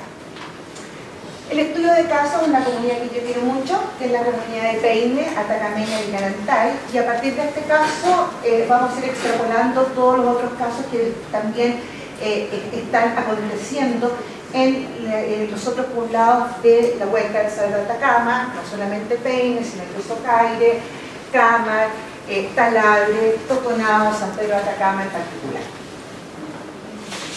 El comienzo de las prospecciones, de las investigaciones sobre las riquezas del salar, fue hecha también por Corfo y por el Estado, aproximadamente por el año 58, 57-58. Se fueron hacia el sector norte de la cuenca del Salar de Atacama, porque precisamente se habían encontrado registros de petróleo, pero finalmente dada la poca o baja o nula tecnología de Chile en ese entonces, se va a optar por evaluar el litio y los resultados fueron bastante positivos. Entonces se generó todo un trabajo para fomentar esto que se realizó durante el 70, sobre todo durante el 80, cuando ya vamos a encontrar la Sociedad Chilena de Litio, hoy en día se llama Rockwood Lithium, en la parte sureña, meridional del Salar de Atacama, y en el norte aproximadamente por el 89 y la década, comienzo de los 90, en el norte del Salar vamos a encontrar lo que hoy en día todavía está presente, que es el SQM, que es la Sociedad Química Chilena de Litio. Entonces siguen estando estos modelos hegemónicos tanto en el norte como en el sur, explotando de los 80, básicamente el año 81, ¿no es cierto?, hasta el día de hoy. Por supuesto no son las únicas, el Salar de Atacama hoy en día está absolutamente saturado respecto a las explotaciones de litio que se están realizando. Entonces tenemos varios impactos y varias transformaciones que se han generado, que este tipo de operar de empresas mineras, este tipo de maneras de operar que tienen en este territorio, claramente ha tenido una interacción con las propias comunidades indígenas. Y esta interacción también ha generado ciertas transformaciones culturales bastante relevantes. Las más impactadas en el norte fueron Toconao, que está justamente a la par, es decir, a la altura de Sepuén hasta el día de hoy, y por el sur del Salar, la localidad de Peine, que tenía la Sociedad Chilena de Litio. Las transformaciones más importantes antes de comenzar todo este proceso endogenético, todo este proceso de reetnificación, todas estas transformaciones que se hacen más visibles en 1989, 1990 aproximadamente, va a ser la transformación en la vida comunitaria en estos distintos ejes o dimensiones. En la productiva vamos a darnos cuenta el cambio que van a tener las comunidades de la silva agropecuaria, es decir, ese tipo de actividades a una proletarización de su mano de obra. Claramente lo vamos encontrando en las comunidades, no solamente en una, sino que en varias, ¿no es cierto?, sino en todas las establecidas en la cuenca. Luego vamos a encontrar una transformación en el área social que tiene que ver con una mayor estratificación, es decir, una estratificación de corte más segmentado, más tradicional. Vamos a encontrar una estratificación muy asociada a la clase social, como antes no vista. Estamos entonces juntando una serie de dinámicas identitarias, ¿no es cierto?, que no es solamente la indígena, no es solamente la clase del proletariado, sino además una clase social establecida a diferencia de otras de otras familias que estaban asumiendo una mayor acumulación. Por supuesto, versus todo el sistema de la comunidad. Modos de asentamiento, claramente, las comunidades, no es solamente un tema colonial o un tema republicano, de que se van, por supuesto, se va disminuyendo esa movilidad a propósito de la generación de los pueblos de India en el norte o de las reducciones en el sur, sino que además los sistemas económicos y hegemónicos nos van sedentarizando porque requieren de esa mano de obra, en este caso barata, por supuesto, la requiere. Entonces la gente que siempre ha tenido una movilidad más bien pendular, no estoy hablando de migración, sino una movilidad donde se están articulando los espacios altos, por ejemplo, respecto al pastoreo, los medios de las vegas intermedias o de los oasis, etc. Ese tipo de movilidad se va perdiendo paulatinamente, entonces la gente se le va sedentarizando. Vamos perdiendo esa dinámica de poder articular un territorio. Y eso es medular para el efecto de lo que estamos conversando ahora. Hay una estrategia, si yo más sedentarizo, ¿no es cierto?, pierdo esa posibilidad o con intención hago que se pierda esa posibilidad para poder articular de un modo, por supuesto, ecológicamente complementario un territorio. Y por supuesto esto también tiene otro impacto, otro tipo de transformación que es la ritual. Cuando uno está inserto en el sistema de la minería, sobre todo aquella minería moderna, ya no estamos aquí en el modelo del salitre, ¿no es cierto? Estamos en una minería moderna. Entonces los turnos de trabajo, el sistema que tiene, ¿no es cierto?, claramente no nos permite a nosotros como comunidad, ¿no es cierto?, participar de todas nuestras celebraciones que están inscritas en el calendario anual, porque el calendario no es solamente productivo anual, sino que también es ritual. Entonces no nos permite esa participación y claramente eso va generando algunos conflictos internos en las comunidades que son muy bienvenidos por lo demás por las propias empresas mineras. Bien, esto es una idea en general respecto de la situación de la empresa minera cuando llega a este sector hasta aproximadamente los 90. San Pedro de Atacama, Toconao, Talabre, Cámara, Socaire, Peine serían, digamos, los pueblos más relevantes junto con su caserío y con sus estancias que están establecidos en esta área. Pongo aquí como referencia el Cerro Quima, hembra, que reside en la cordillera de Domeico, ¿no es cierto?, justo donde comienza esta misión de Cuenca. Peine, para que ustedes lo sepan, se localiza aquí. Aquí pueden ver ya las piscinas, ¿no es cierto?, de litio. Aquí está todo, es como una cola de pescado. el salar.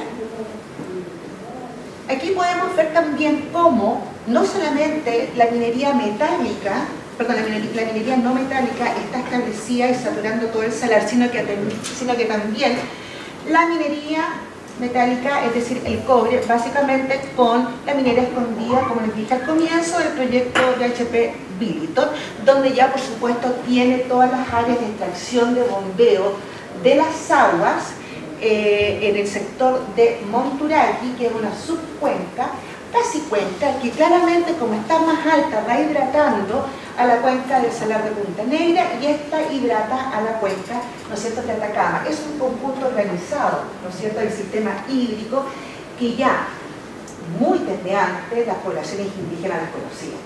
Entonces aquí estamos, por decirlo así, cortando la llave desde arriba.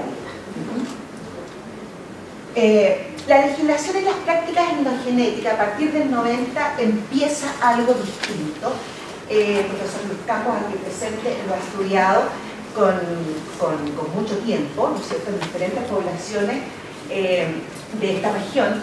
La ley indígena, por una parte fue importante, no solamente, independiente de los juicios que uno pueda tener, no solamente fue importante porque es una ley indígena, sino que además porque va generando ciertos instrumentos o cierta instancia administrativa para ingresar, ¿no es cierto?, en este diálogo con lo indígena. La creación de la CONADI, como les dije, pero además también vienen dos elementos importantes con ellos en una repercusión. Una, que comiencen las comunidades a organizarse como tal, como pueblos, es decir, como pueblo indígena, pero además de eso como comunidades indígenas, ¿no es cierto?, en términos con una personalidad jurídica, es decir, entrando a este contexto de la legalidad desde los chilenos, si se quiere. Pero por otro lado también se comienza a generar una reorganización de los espacios territoriales de cada una de esas comunidades, en virtud de que las puedan administrar, que las puedan proteger, etcétera, etcétera. Esto se va a llamar las áreas de desarrollo indígena. Y aquí entra un primer problema. Respecto a las áreas de desarrollo indígena, entonces, ¿cuál es el territorio que le corresponde, por ejemplo, a la localidad de Coronado? ¿Cuál es el territorio en perímetro, en hectáreas, que le corresponde, por ejemplo, a Cama? ¿Cuál será el de Peine? ¿Cuál será el de San Pedro? Entonces ahí entramos en una tensión respecto de la percepción interna local que tienen las comunidades del total de su territorio, ¿no es cierto? Y por supuesto lo que nos está señalando el Estado, que trae todo su artefacto de consultora, ¿no es cierto? Y las colocan, las consultoras, a trabajar para hacer estos primeros catastros. Esa es la situación que se está dando básicamente en el año 95 y en 1997 en el norte de Chile. En este proceso, por supuesto, también empieza a generarse en este catastro, se dice de que se va a catastrar todos aquellos lugares de uso ancestral por parte de cada una de las comunidades, como también de uso actual. Datura, varias consultoras estuvieron trabajando en todo ello, también abogados, en fin, un equipo multidisciplinario. Pero en concreto ocurre que los resultados de este primer catastro que están señalando, bueno, el Estado de Chile no tendría territorio, lógicamente porque todas las comunidades comienzan dentro de su trabajo de la historia, de la memoria oral, empiezan a señalar cuáles eran los territorios que algunos recordaban que eran los ancestrales. Entonces finalmente, ¿qué hace el Estado de Chile?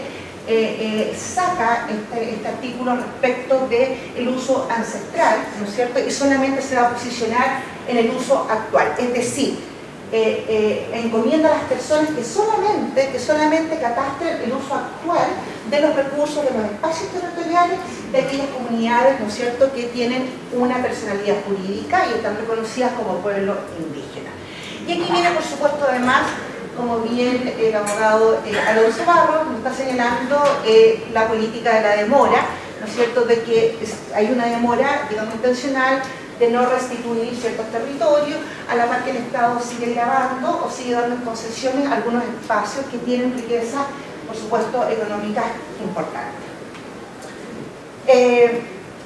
Esto es bien interesante porque se genera una primera cartografía no desde lo local, sino que desde la CONADI, respecto de cuáles van a ser las áreas de desarrollo indígena. Entonces ahí está San Pedro de Atacama, pero en este caso se colocan a todas juntas como Atacama la Grande, ¿no es cierto? Y es bien curioso darnos cuenta de que aquí, por supuesto, como está Peine, el estudio de caso que les estaba comentando, es curioso darnos cuenta que esta parte que es la meridional, la sureña, justo tiene un límite que es el amarillo, que coincide con el límite de la comuna de San Pedro de Atacama. Entonces, ¿qué está ocurriendo aquí? Estamos superponiendo los límites en relación aún a la lógica del Estado-Nación. ¿Qué tiene que decir la propia comunidad de sus límites? Es curioso que justamente los límites, insisto, si uno calca, si uno traslapa un mapa a la misma escala, ¿no es cierto?, donde aparece la comuna de San Pedro de Atacama, el límite meridional bajo va a ser exactamente el mismo de lo que le corresponde, ¿no es cierto?, a la localidad de Peine. Aquí tenemos un problema. Aquí tenemos un problema que tenemos que deriva la pregunta, ¿cuáles son, por lo tanto, cuáles son los territorios indígenas? Es bien fácil la pregunta, pero es bien difícil al mismo tiempo. ¿Cuáles son los territorios indígenas? ¿Cuál es el perímetro de esos territorios indígenas? Pero sin la lógica de la frontera, por ejemplo, del Estado-Nación, o sin la lógica, ¿no es cierto?, de las fronteras o las separaciones que nos ha dado el sistema colonial desde el siglo XVI en adelante. Esa es una pregunta que nos lleva a entrar a organizar ciertos argumentos, fundamentos para poder ir rompiendo, ¿no es cierto?, con esta visión que nos propone, en este caso, el Estado.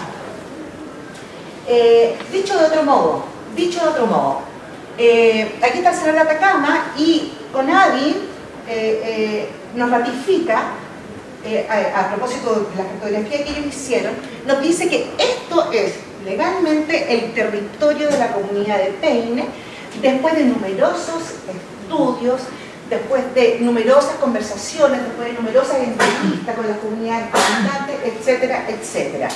Y nuestra hipótesis etnográfica es esto. Es decir, CONADI dice que esto es, ¿no es cierto?, lo que corresponde a la comunidad de Peine, lo que está en el perímetro negro. Y la comunidad señala que no sabe cuánto más de territorio es, pero aproximadamente es todo esto. Entonces ahí viene el trabajo de investigar cómo podemos lograr saber cómo fueron o cuáles eran, ¿no es cierto?, cuál era el perímetro, cuáles eran esos deslindes culturales y sociales de una comunidad con otra comunidad.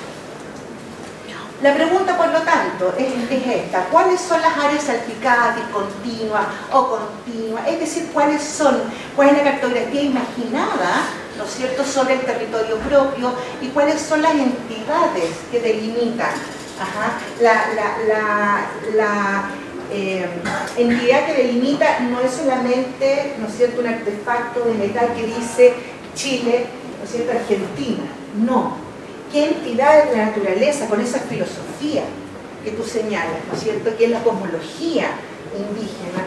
¿Qué está ocurriendo con eso? ¿Existirán todavía algunos marcadores que nos den cuenta de esta construcción de territorios? Pues bien, una estrategia metodológica y bastante descolonizadora, asimismo también como este tipo de cartografía contrahegemónica, es volver a recorrer, es volver a visitar los territorios. 5 o 10 años uno se puede demorar en esto, no importa, pero es empezar a recorrer ese territorio que tiene solamente más de 200 kilómetros cuadrados, 300 kilómetros cuadrados.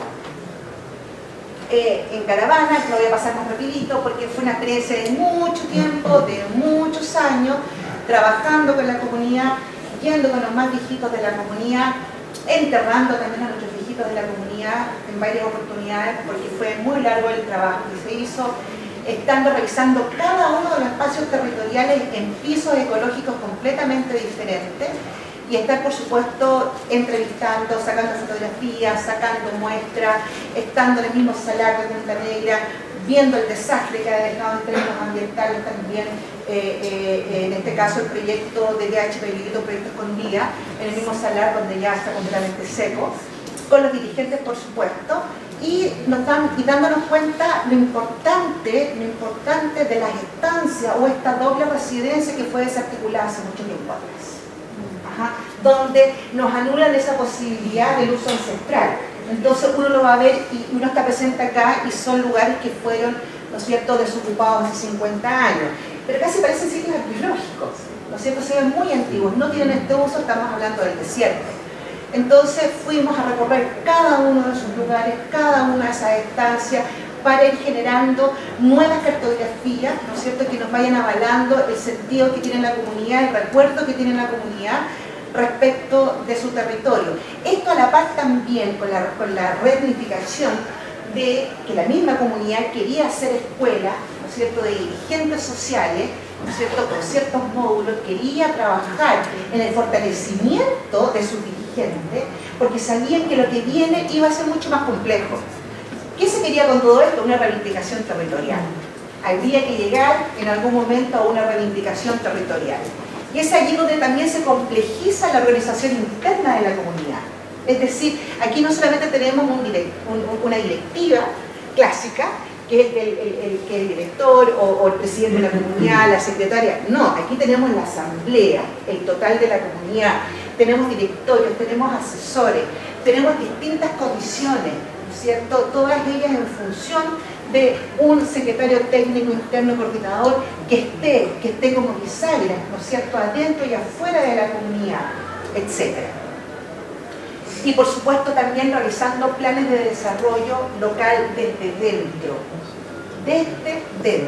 Es decir, no que vengan desde afuera, ¿no es cierto?, para decirnos qué tenemos que hacer o cómo nosotros como comunidad, digo nosotros para que estamos más en confianza, como nosotros, que nadie venga a señalarnos a nosotros que estamos pensando, que estamos reflexionando sobre el desarrollo. Cada una de las comunidades claramente sabe lo que es el desarrollo, como muy bien lo decía la Francisca Fernández, no hay que infantilizar a las comunidades.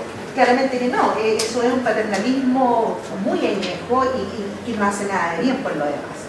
Pues bien, la reivindicación territorial, y aquí es un momento importante dentro de todos los viajes y los recorridos de cómo, en este caso, el presidente de la comunidad, el Yatiri, el Aymara, el Cantal, en el caso para las comunidades indígenas, Oriana, concejala en la política municipal y del Estado.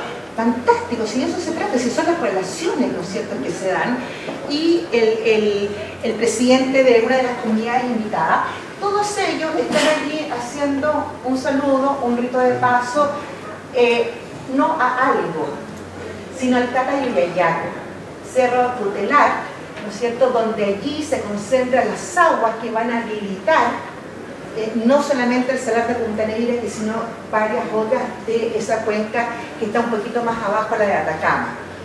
De este modo nos damos cuenta, además, de que todo el sistema de las cuencas altiplánicas, ¿no es cierto?, que están en la cordillera, tienen nombre.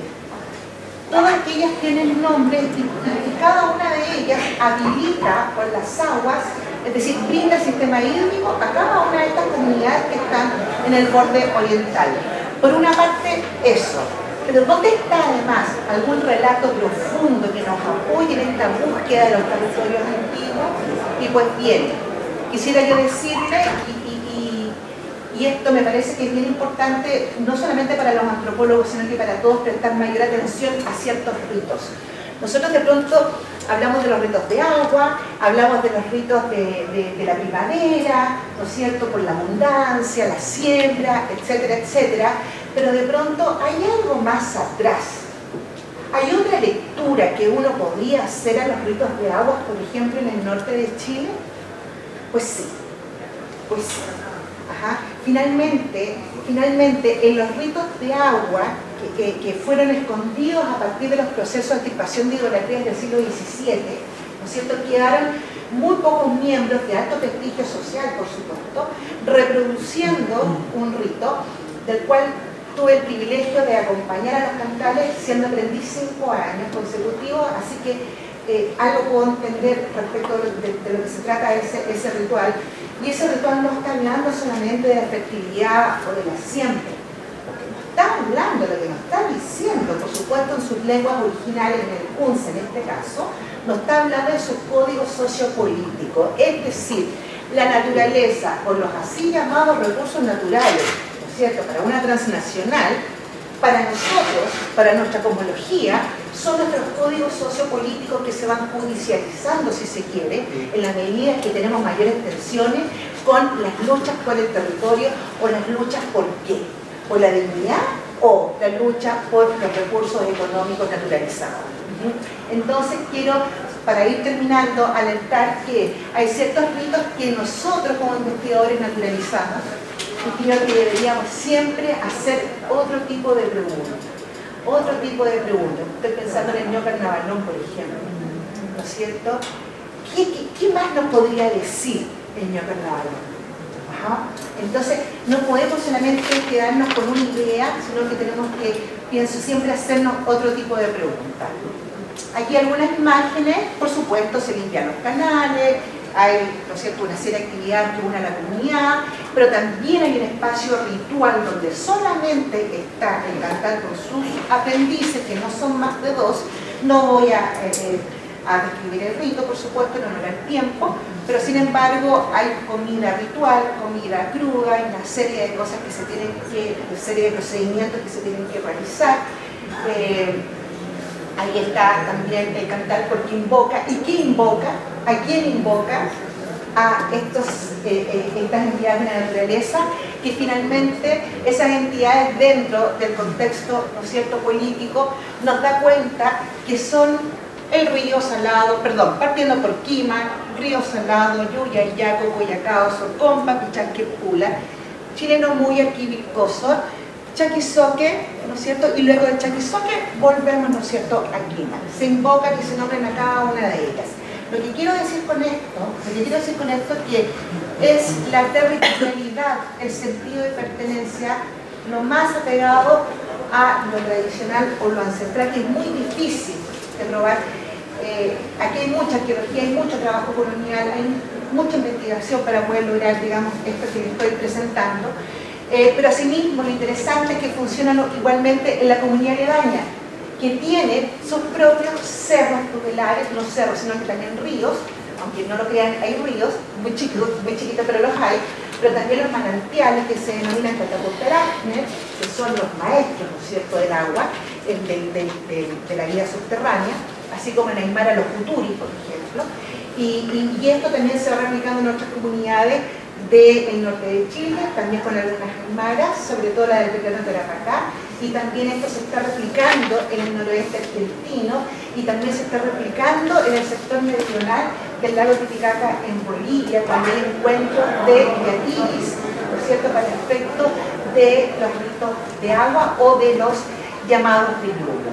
Entonces, para terminar, los caminos también nos van conectando a todos estos capas, a todas estas entidades. Los caminos conectan con un montón de recursos, con sistemas territoriales de articulación de estancias, con casas en distintos lugares, ¿no es cierto?, donde, se recuerda esta diapositiva, donde CONADI, el Estado, nos dijeron que esto era la comunidad.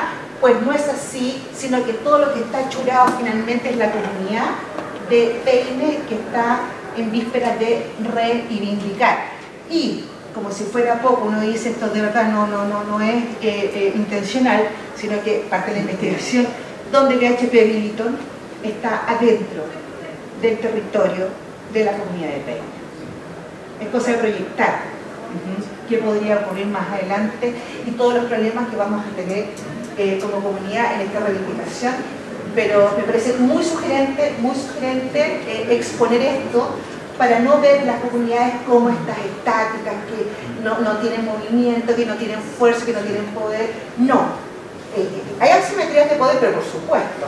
Pero cuando las comunidades se van preparando, hay una salida. Y en este caso, la emergencia indígena, los procesos energéticos, más toda la tradición que vivió esta comunidad, que no solamente esta, por supuesto que le han colaborado mucho más para que ellos hayan formado sus propios equipos de trabajo para objetivos muy claros, ¿no es cierto?, y muy distintivos, como es volver a tener su territorio. En nombre del equipo, muchas gracias.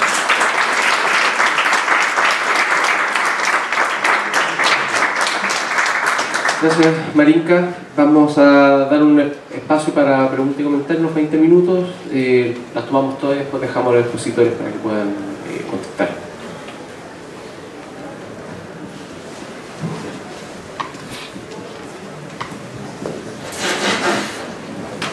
Hola, Rodrigo se fue, ¿no?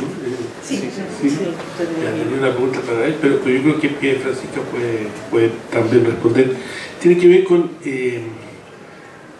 cómo la Defensoría, en este caso los procesos en los que tú has participado, están tomando los casos de población indígena que no tiene y que no está en un juicio por alguna razón específica de su cultura indígena.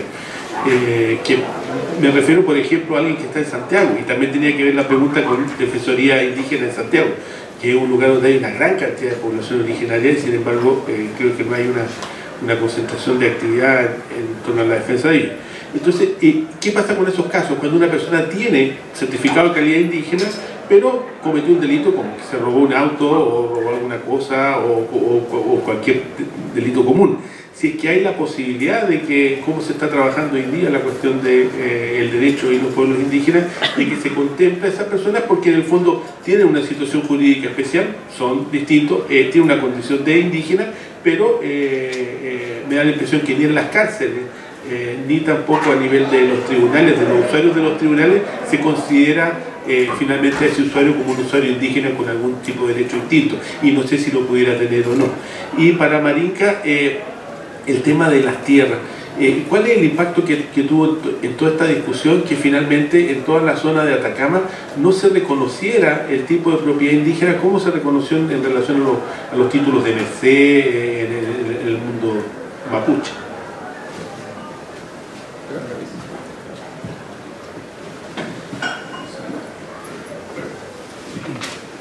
Para la señora Marinka, una pregunta un poco doméstica. Yo soy mapuche e ignorante de la cultura atacameña. Mostró una foto ahí donde aparecían 4 dirigentes arrodillados frente a un cerro. ¿Qué cerro era ese? El Tata Yuyayaco. Ya, gracias. Y la otra pregunta es para mi Peñi Aligüen. Voy a colgar de una palabra que él dijo con participación. A lo mejor lo entendí mal. Con participación se pueden solucionar los problemas de conflicto entre el Estado chileno y el mundo mapuche, que está prácticamente, según yo, enterrado al 90%. Nos queda un poquito. Entiendo que se refiere a participación política. En el pasado hubieron diputados, hubo un ministro importante en bienes nacionales y los problemas siguieron igual, no se solucionaron. Entonces, ¿cómo puedes ver tú que con participación política puedes solucionar el famoso conflicto? Eso nada más.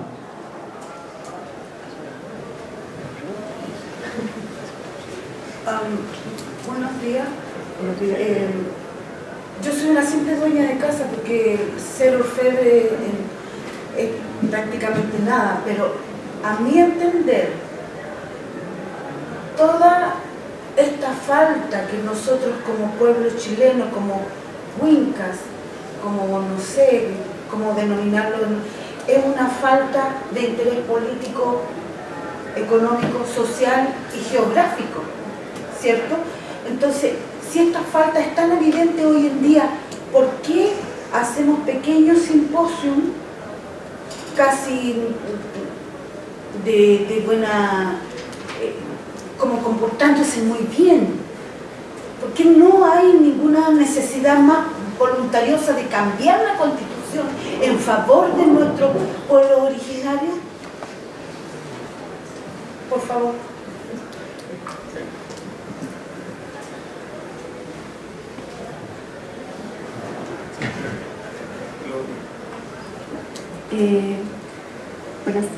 Buenos días, un gusto poder conversar con ustedes y haberlos escuchado. Cada uno de las experiencias que nos han contado han sido muy importantes, y yo quisiera como hacer una complementación, pero a la vez una pregunta, sobre todo para de repente para Ligüen que estar más en una coordinadora política, porque de la experiencia que yo tengo, bueno, mi nombre es Minda Bustamante, soy abogada, trabajo con pueblos indígenas ya hace varios años, y he podido percibir en los distintos procesos de consulta en los que me ha tocado participar,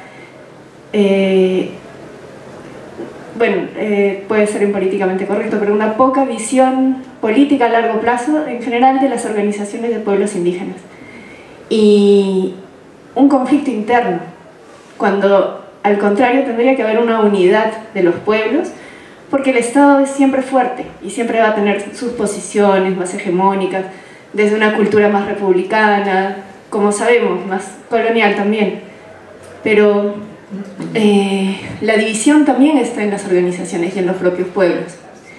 Y cuando se llega a veces a encuentros nacionales o cuando se hacen estos encuentros de consulta en las distintas regiones donde conviven distintos pueblos indígenas, también hay esa... Yo merezco más porque yo tengo... y hay pueblos migrantes, entonces, por poner un ejemplo, el caso de Punta Arenas, existen dos pueblos territoriales que son el pueblo Yagán y el pueblo Cahuáscar. Y está el pueblo Mapuche Huilliche, que es amplio, o sea, en población es mucho más.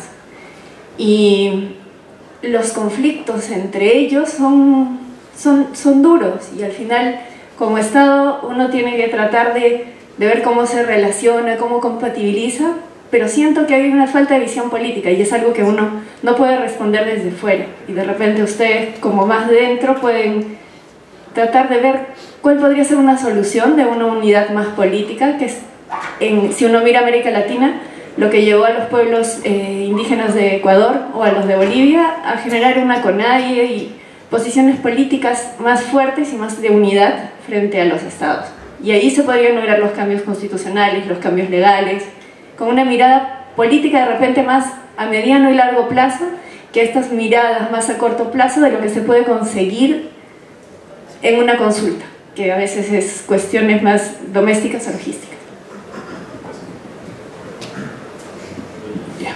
Bueno, ahora la pregunta para Francisca tiene que ver con una reflexión que ayer una dirigente aymara de Arica me llamó en la noche.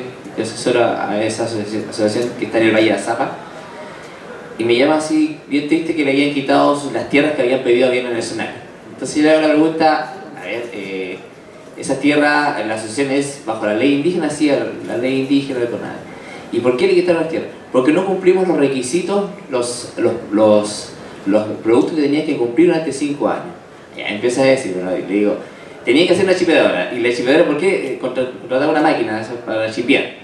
¿Y cómo ustedes chipeaban antiguamente? No, mi abuela me enseñaba a picar con esto y lo echaba en un hoyo y empezaba a picar. Ya, después teníamos que cerrar los cercos. ¿Y cómo ustedes manifestaban? Bueno, nuestra abuela enseñaron que marcamos hitos con piedras, con tres, allá. Entonces al final ellos fueron a un proceso de investigación de bienes nacionales para quitarle las tierras. Entonces la pregunta mía es, al contarle dije, pero ¿por qué no ustedes aplicaron si son una asociación indígena, se comportaron y postularon el proyecto productivo como una asociación indígena como tal? Entonces ahí, bueno, errores del abogado que lo está defendiendo y le está ayudando a defender, tiene que ver con eso. O sea, existe un peritaje desde, por ejemplo, bienes nacionales. Tengo entendido que bienes nacionales hay una unidad indígena, no sé si ahora el actual gobierno la tiene, pero había una unidad indígena de pueblos indígenas, pueblos originarios.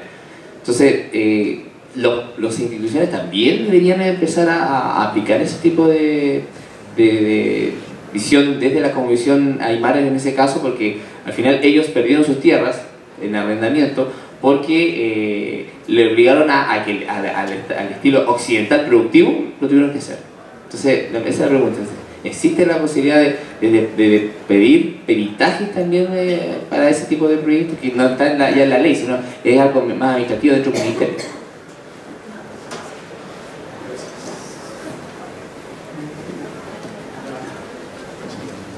Bien, gracias a todos por los aportes. Francisca. Voy a partir, contestando a Luis. Hay una cosa interesante. En la Defensoría se maneja una figura que es causa indígena e imputado indígena, que son dos cosas distintas que estamos trabajando y que de hecho nos ha costado. A ver, a nivel de la unidad especializada indígena, tú por ser indígena tienes derecho a defensa especializada indígena, simplemente por serlo. Significa que si tú haces un robo común, tú tienes derecho a defensa indígena. Sin embargo, no necesariamente se transforma en una causa indígena, ¿se entiende? De hecho, hay muchos imputados e imputadas indígenas que, si bien su causa no responde, la Defensoría los defiende en tanto que es un derecho establecido por la Defensoría Penal Pública en tanto ser indígena.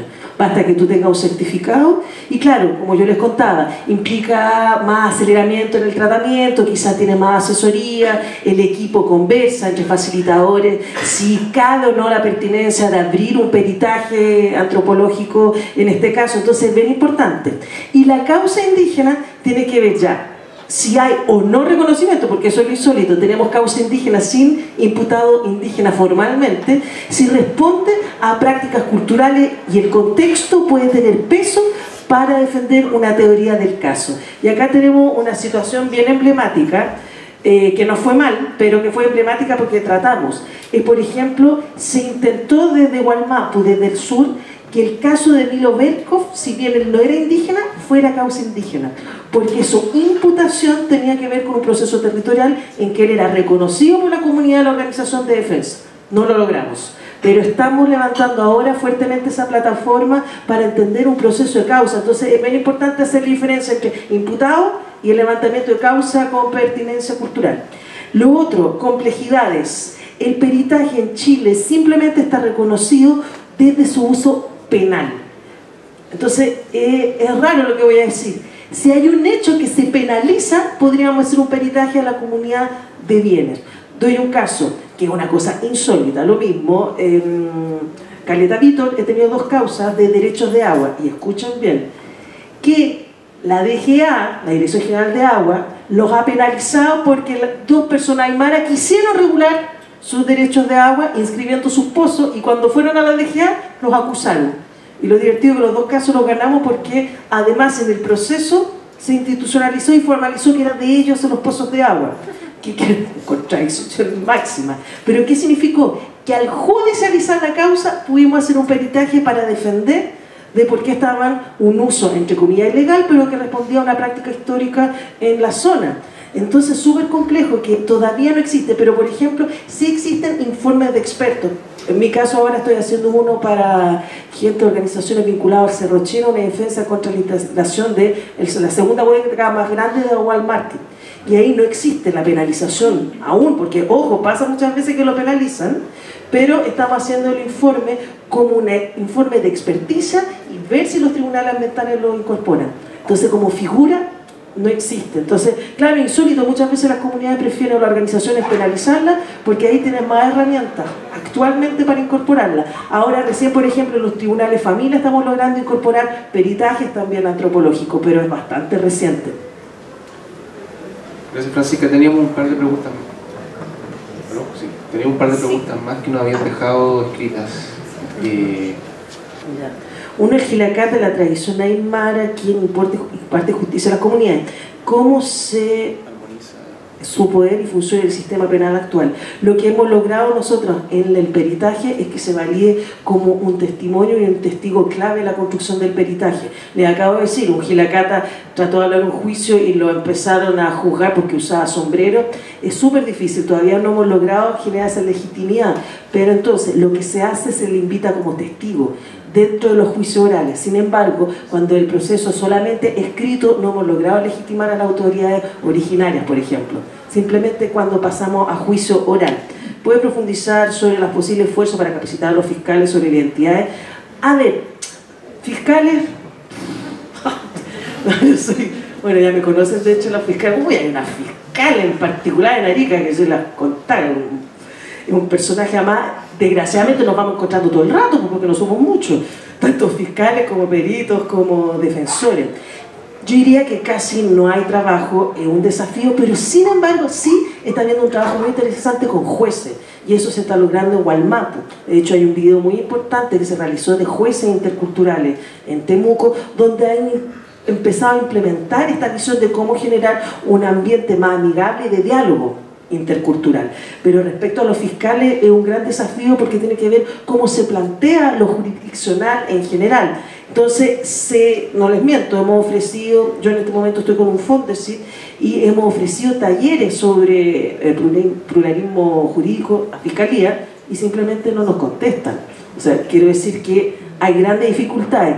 Sin embargo, esto sí se ha empezado a socializar más en jueces y les cuento brevemente, ya hemos tenido una causa que fue muy interesante en Punta Arenas, donde hay una acusación de trata de blanca a una pareja de otavaleños y por primera vez se confrontaron dos peritajes antropológicos.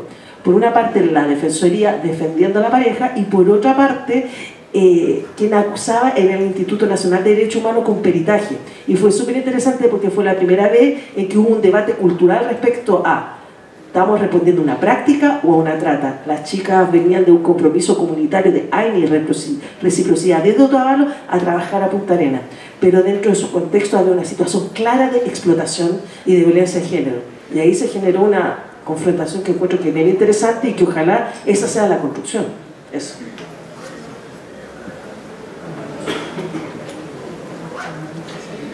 Bien.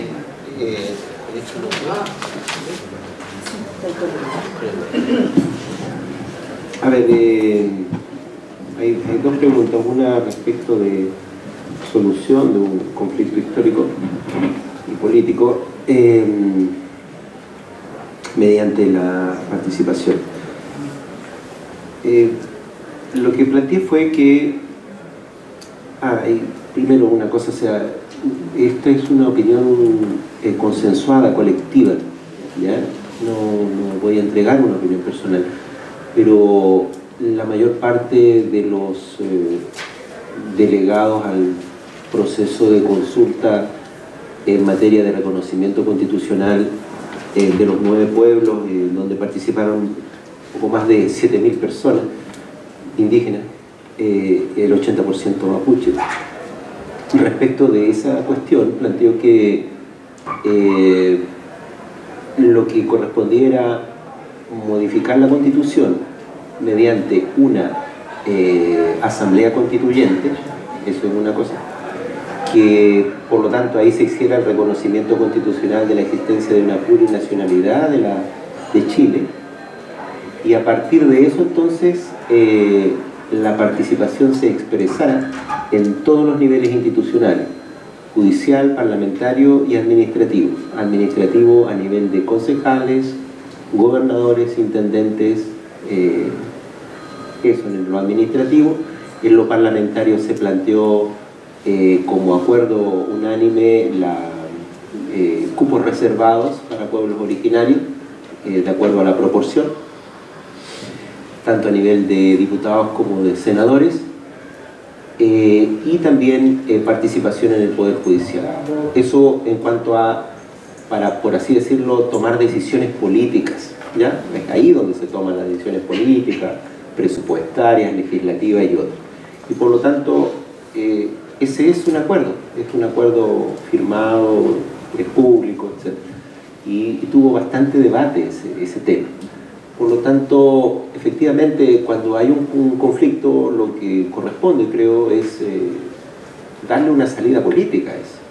Porque de lo contrario, lo que estamos generando es una situación de polarización y de confrontación. Es cuando una de las partes se niega al diálogo y a las vías de solución política, en donde efectivamente corresponde sobrepasar esa legalidad, no hay ningún problema en eso. Pero primero hay que proponer las vías de solución. Y esta es una de las vías que se ha propuesto, la participación, mayores grados de participación, política, legislativa y judicial. Es la vía precisamente como se han resuelto también de mejor manera en otros países. Y en ese sentido, para responder a Milda, que respecto de las propuestas de los pueblos originarios, efectivamente hay una disparidad de criterios y de visiones de cómo resolver esto. Hay énfasis también que son distintos. Hay realidades distintas, rurales y urbanas. Por ejemplo, de acuerdo a lo que acaba de responder Francisca y la pregunta que se hizo respecto de las defensorías a indígenas, en Temuco, en la 9ª región, hay 7 defensores mapuche, penales mapuche, y que atiende, con el criterio que planteó Francisca, también a cualquier mapuche. Y hay alrededor de 290 a 300.000 mapuches en la 9ª región. En Santiago no hay ninguno y hay 614.000 mapuches. ¿Ya? Entonces ahí ustedes comprenderán de que hay un sesgo rural a la hora de enfocar eso. Por eso digo, hay realidades distintas. En función de eso, por lo tanto, no hay que tenerle miedo a la diferencia. Es normal que existan diferencias, así como, por ejemplo, una vez escuchaba a alguien que decía: los mapuches nos vamos a unir el día siguiente que el Partido Comunista y la UDI se unan también, ya que ellos son chilenos, bailan cueca, toman vino y comen empanadas también, ¿ya? O sea, el del 18 de septiembre. Nosotros también tenemos diferencias y todos los pueblos los tienen. Lo que pasa es que algunos lo resuelven de mejor manera, para no eludir la pregunta y la responsabilidad que esto significa. Los palestinos la abordaron en su momento y durante 10 o 20 años con la OLP, la Organización para la Liberación de Palestina, en donde muchos referentes y sensibilidades se organizaron, fijaron un criterio básico que era el reconocimiento del Estado palestino como estrategia a 20 años a nivel local e internacional, y también generaron una estrategia de lucha para esos objetivos. Y ahí confluyeron todas las sensibilidades prácticamente palestinas. En Sudáfrica, el apartheid también tuvo una expresión y un referente del otro lado que significó la unificación de no menos de 10-15 pueblos mediante el Congreso Nacional Africano, en donde Mandela era uno de sus fundadores. Nosotros como pueblo mapuche, evidentemente que tenemos que hacer un análisis y un desafío y un salto cualitativo en ese sentido.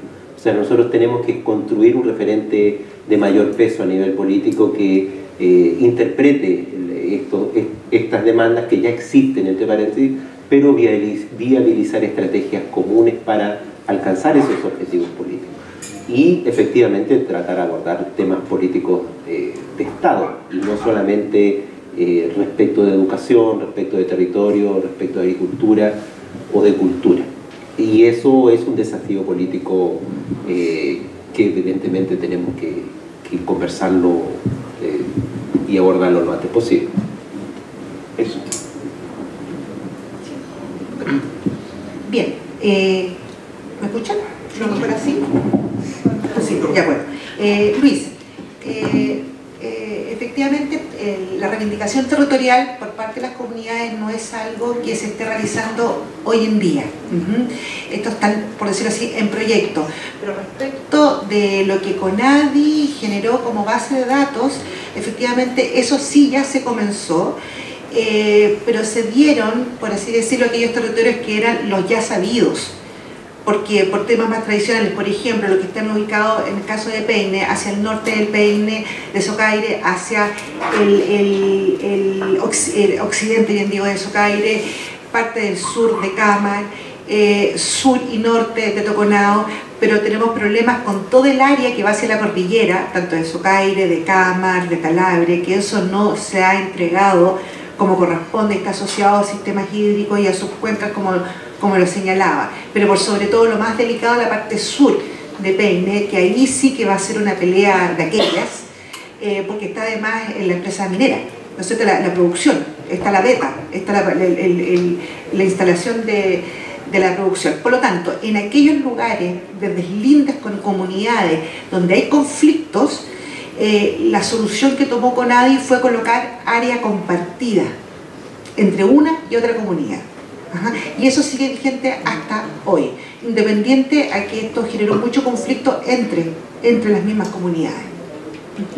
Bien, y para terminar, una pregunta que llegó respecto del lonco, respecto de que si la minería, es decir, la no presencia de la minería en este sector hubiese tal vez no hubiese sido una variable importante para la cohesión o la participación, la organización de las comunidades. Sí, efectivamente yo creo que la minería hace como un factor externo importante, no solamente material, sino además ideológico, etcétera. Claramente ha fomentado estos procesos de reorganización interna, al menos en la cuenca del Salar de Atacama. Si no hubiese sido ello, hubiese sido la industria cultural, ¿no es cierto?, del turismo, por ejemplo, que también es parte de esta agenda de cambios en el norte de Chile. Gracias. Bueno, muchas gracias a todos los expositores y expositores de este primer bloque. Vamos a salir a tomar un café para pasar a la segunda mesa en unos 10-15 minutos más. Gracias.